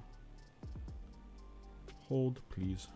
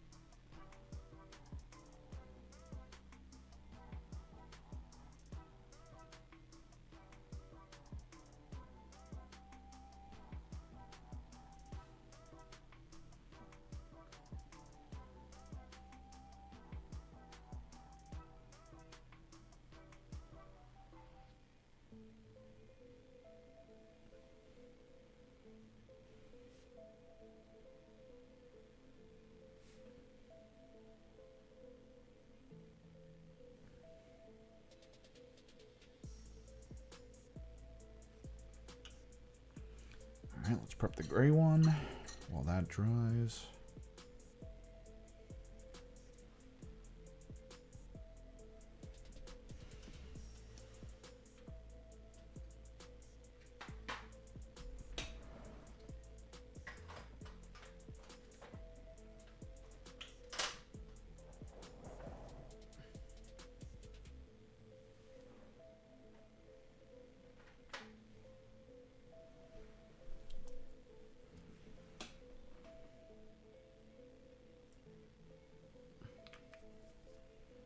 This is with the new blend of Army Painter paints,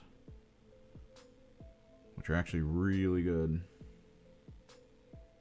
Not even sponsored, just straight up. The Fanatic line is extremely good.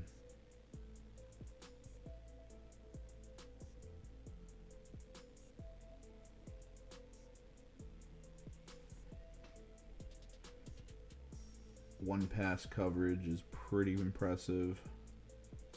It's a solid pigment line.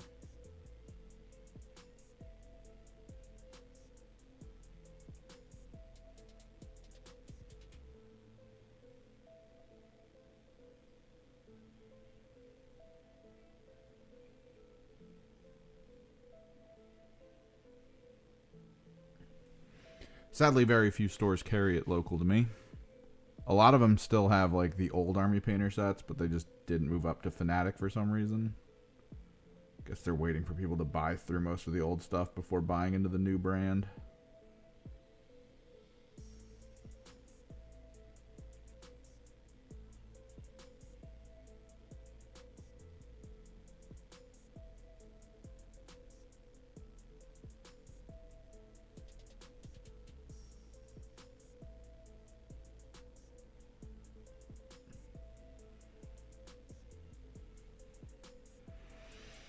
It's got to be the worst for like businesses like local game stores and stuff. So when companies get ready to change to like the new tier, the new quality.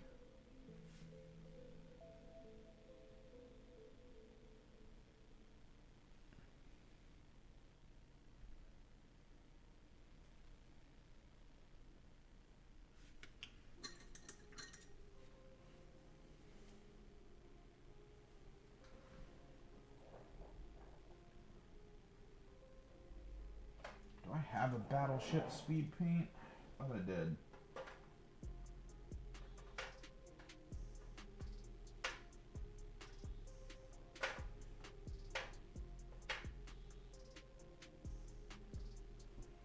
Ashen Stone. That's the one we'll use. Okay. Getting close. So key things. Snakebite leather.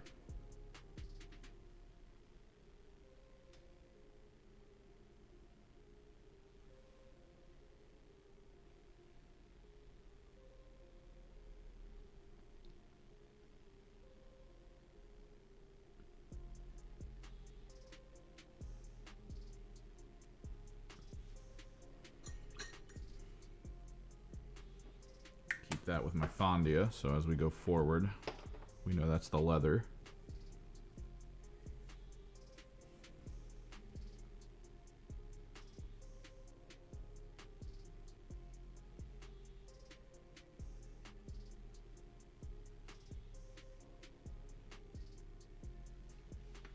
What color gem do we want to use? Maybe green.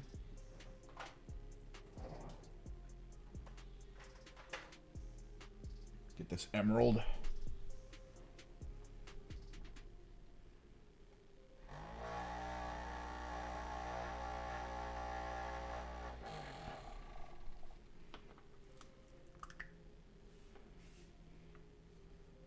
This is the gemstone technical paint that Citadel has.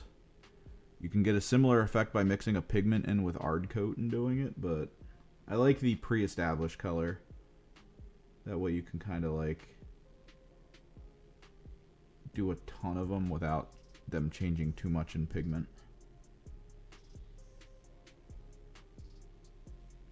Alternatively, you kind of got to get everyone ready to be gemstoned and then make like a batch of the pigment you want to use. And then hopefully you don't need more. It is a little difficult to use because you got to kind of like glob it on, but in a way where you kind of push it into the position you need.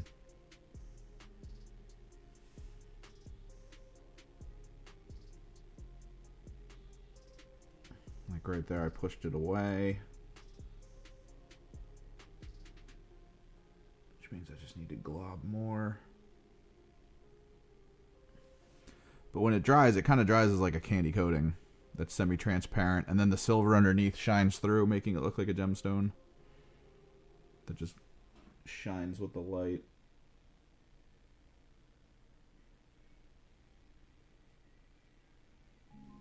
There we go. I think the green emeralds they'll play in. They'll play into that kind of like fire that he has on him.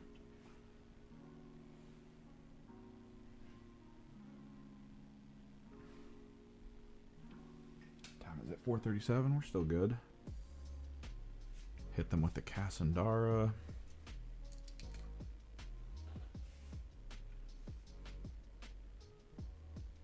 Make it like a dirty blonde.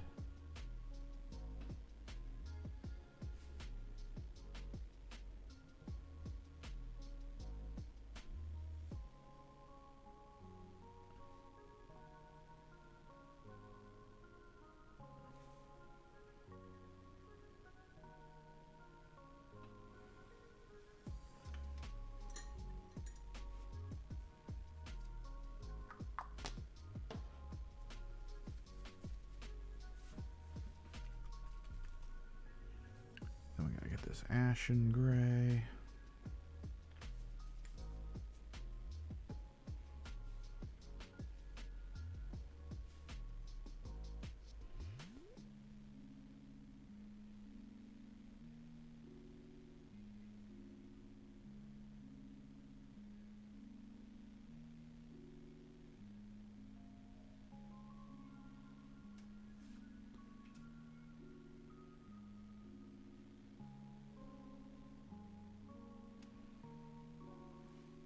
Gray hair look. And we'll even apply it to the smoke down here.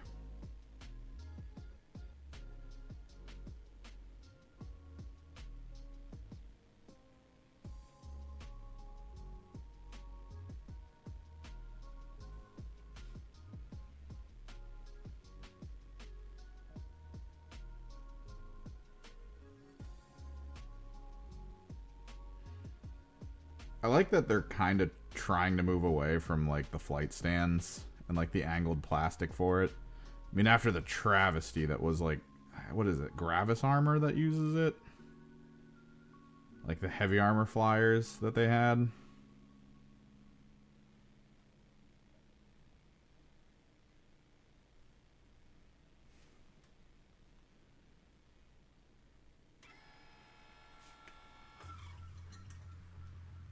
Good that they're moving away. Let's pick a helmet color real quick.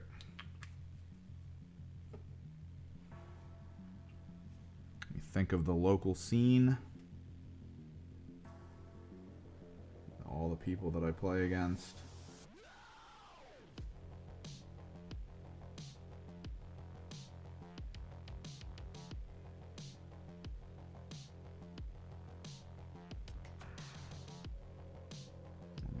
Consider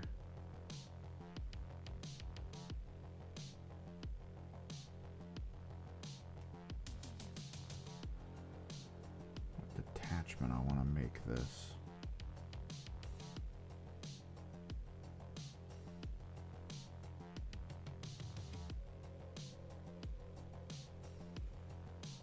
Thinking of just hitting it with Scorpion Green, although there is a bit too much green on this. Maybe we can knock it a different direction. Make it a Imperial Fist, hit it with some yellow. Before that, though, I need super glue. And the big reveal. So I ordered this. It's a lot larger than I thought it was going to be.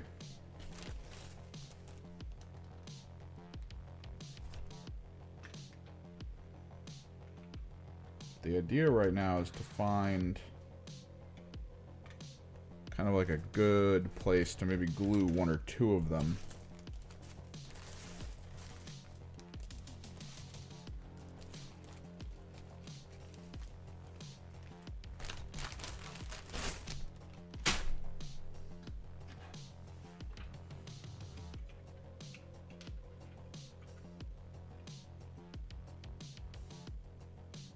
Probably just one.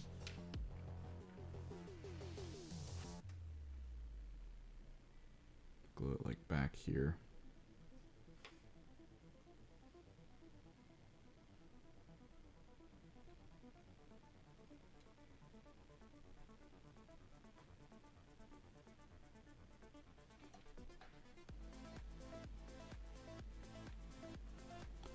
think I want to do before glowing it.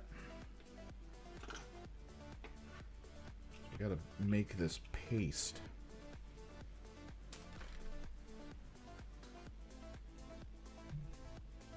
Which again means we gotta decide on a pigment.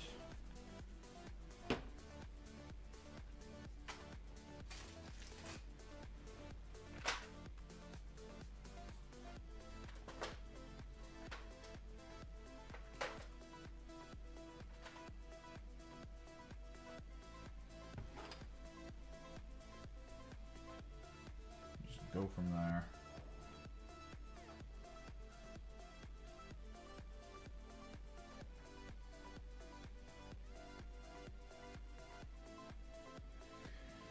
Either that or we just crackle paste it, glue the stone in, and then we can contrast. Maybe that's the better approach here. I think the last time I mixed pigment into this crackle paste, it did like some weird things. Unspeakable things. Okay, this one's just, this is done. I guess I didn't close it enough. Super dry.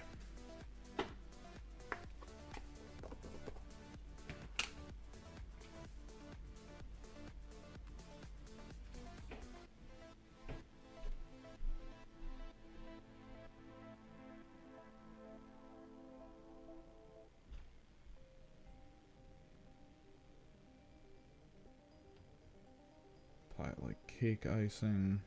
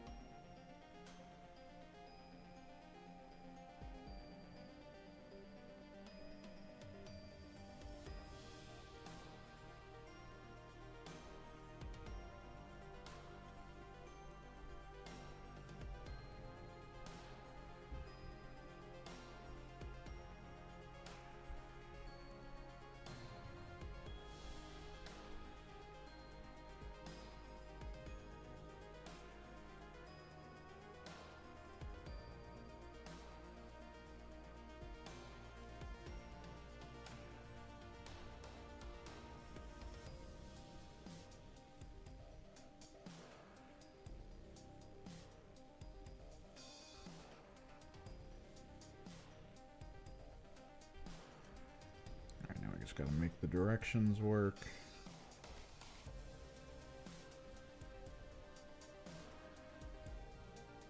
So it doesn't feel like I just swirled it around.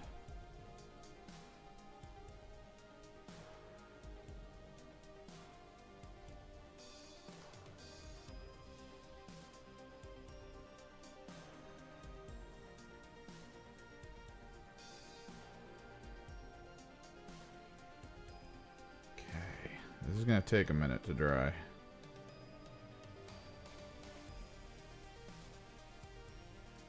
So we'll probably call it.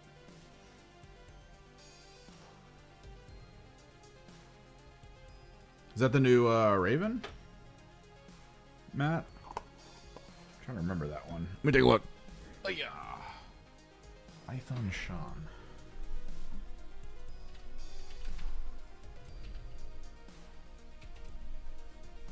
Oh, yeah. What size base is he? 50. It'll be close.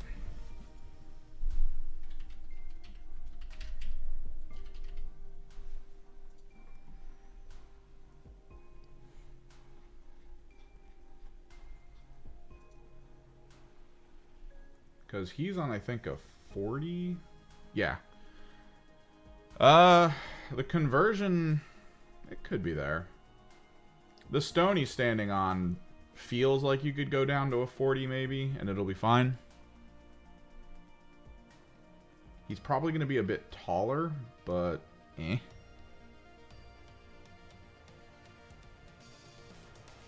Or depending on how he gets applied to it, you might even be able to, like, convert him onto something shorter. Looking at the bits now. Nope, his feet are part of that wall.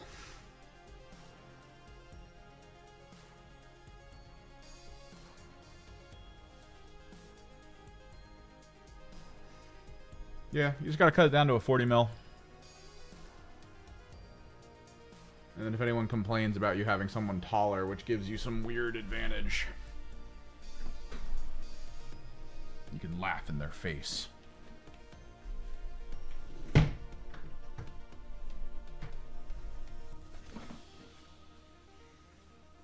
The real question is,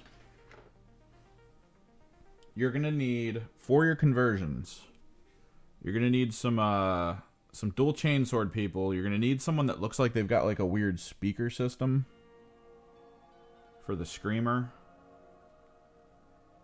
You're gonna need, I mean, the basic assault intercessors they're there. You gotta figure out if you can get a bunch of lightning claw assault intercessors, which I guess there are, right? Like there definitely are lightning claw versions, or no? You might have to get some custom parts. Let's see. The big one you're gonna have to focus on is figuring out who's gonna be this guy. Your Curse Claw. How that's gonna work. You're gonna need the medium weapons, which, it's probably not a big deal. And then the two that matter.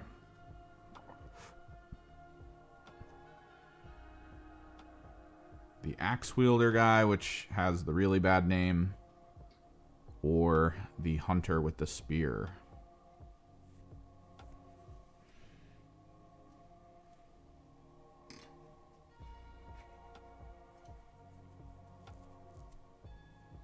If you can nail that, you'll have a pretty cool looking team.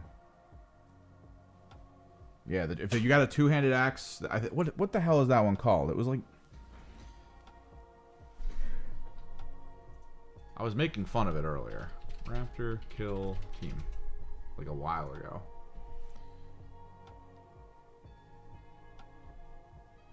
Wait, what's the model of the month that has a spear? Oh, you're talking about the dwarf.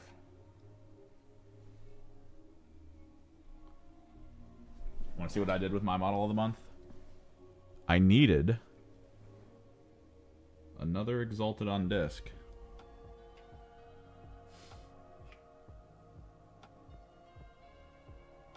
So I changed my spear out to a Thousand Sun staff. Gave him some casting scrolls, the dagger on the back. I think I have one of those little Thousand Sun back of the neck things. I need to see if I can make it fit.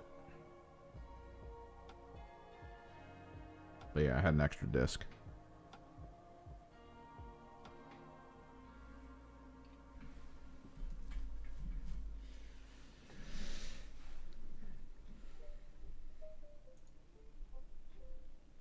What the hell are they called?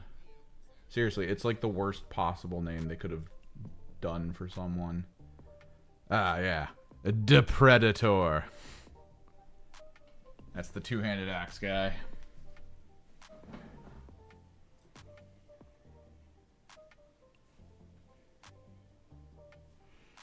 So what I found out for the Raptors was that the hands that they have are about the same size as the hands for the Osirans, or the Oziarch Bone Reapers. So you just cut the hand off at the wrist on both. And then you can just glue them together. And you got yourself the weapon.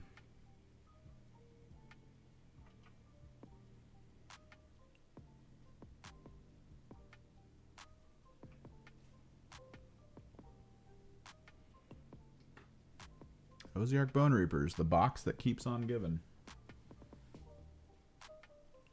Oh, before this dries. I don't know if I want to put this on his base. I kind of do, but I kind of don't. This was an interesting idea. But man, these are just so much larger than I thought they'd be.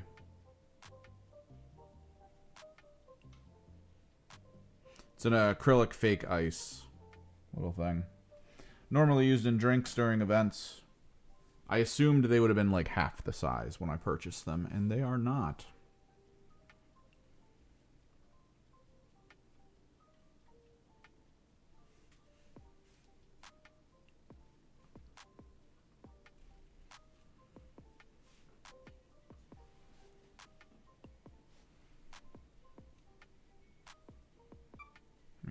this on.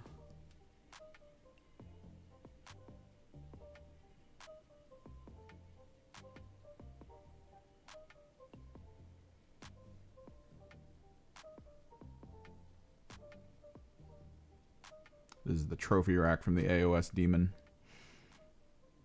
The Demon Prince.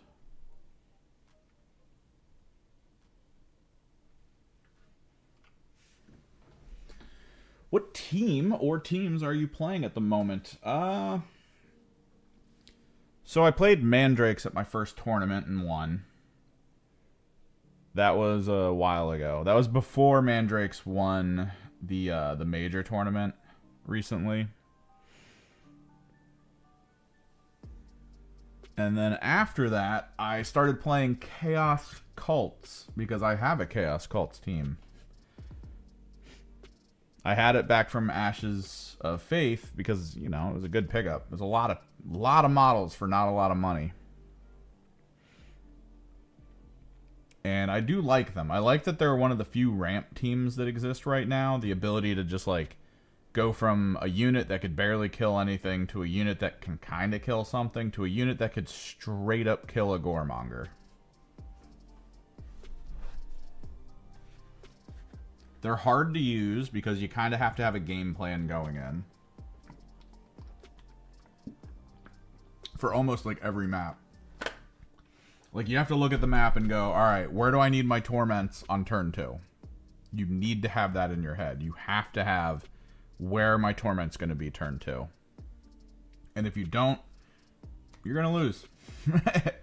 I picked wrong. The first game I played with them, I picked wrong. I put a Torment on the outside, like one of the outside tunnels from Tomb World.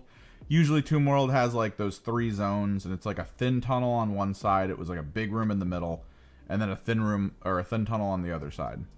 So I did one Torment on the left. I decided to put a Torment in mid, assuming I was going to be fighting over mid. And then I decided to just do a basic one on the far right, like a little dude. And by the time the fighting started, the Goremongers had basically shown their hand that they wanted to hold flanks because they went for the hold flanks card. So they all went to the outsides. The side I put the Torment on managed to kill one instantly. And I was like, yes. And then he opened the door on the other side and killed like half my team in one go. Just open door, fight, free charge, fight. Like it was so crazy.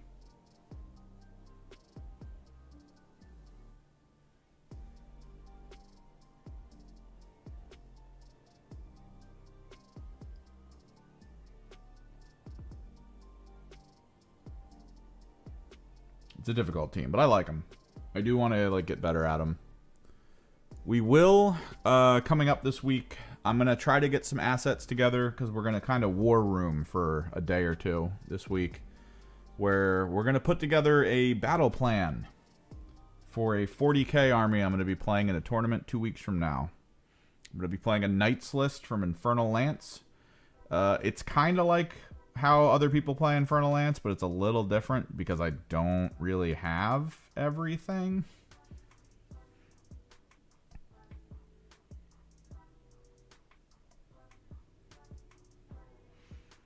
So I'm doing like an augmented concept, which I like. I like the augmented concept. It feels fun.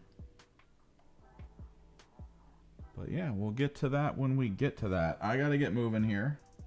I gotta probably drive out in like 10-15 minutes, pick someone up. So until next time, thanks for hanging out, thanks for chilling.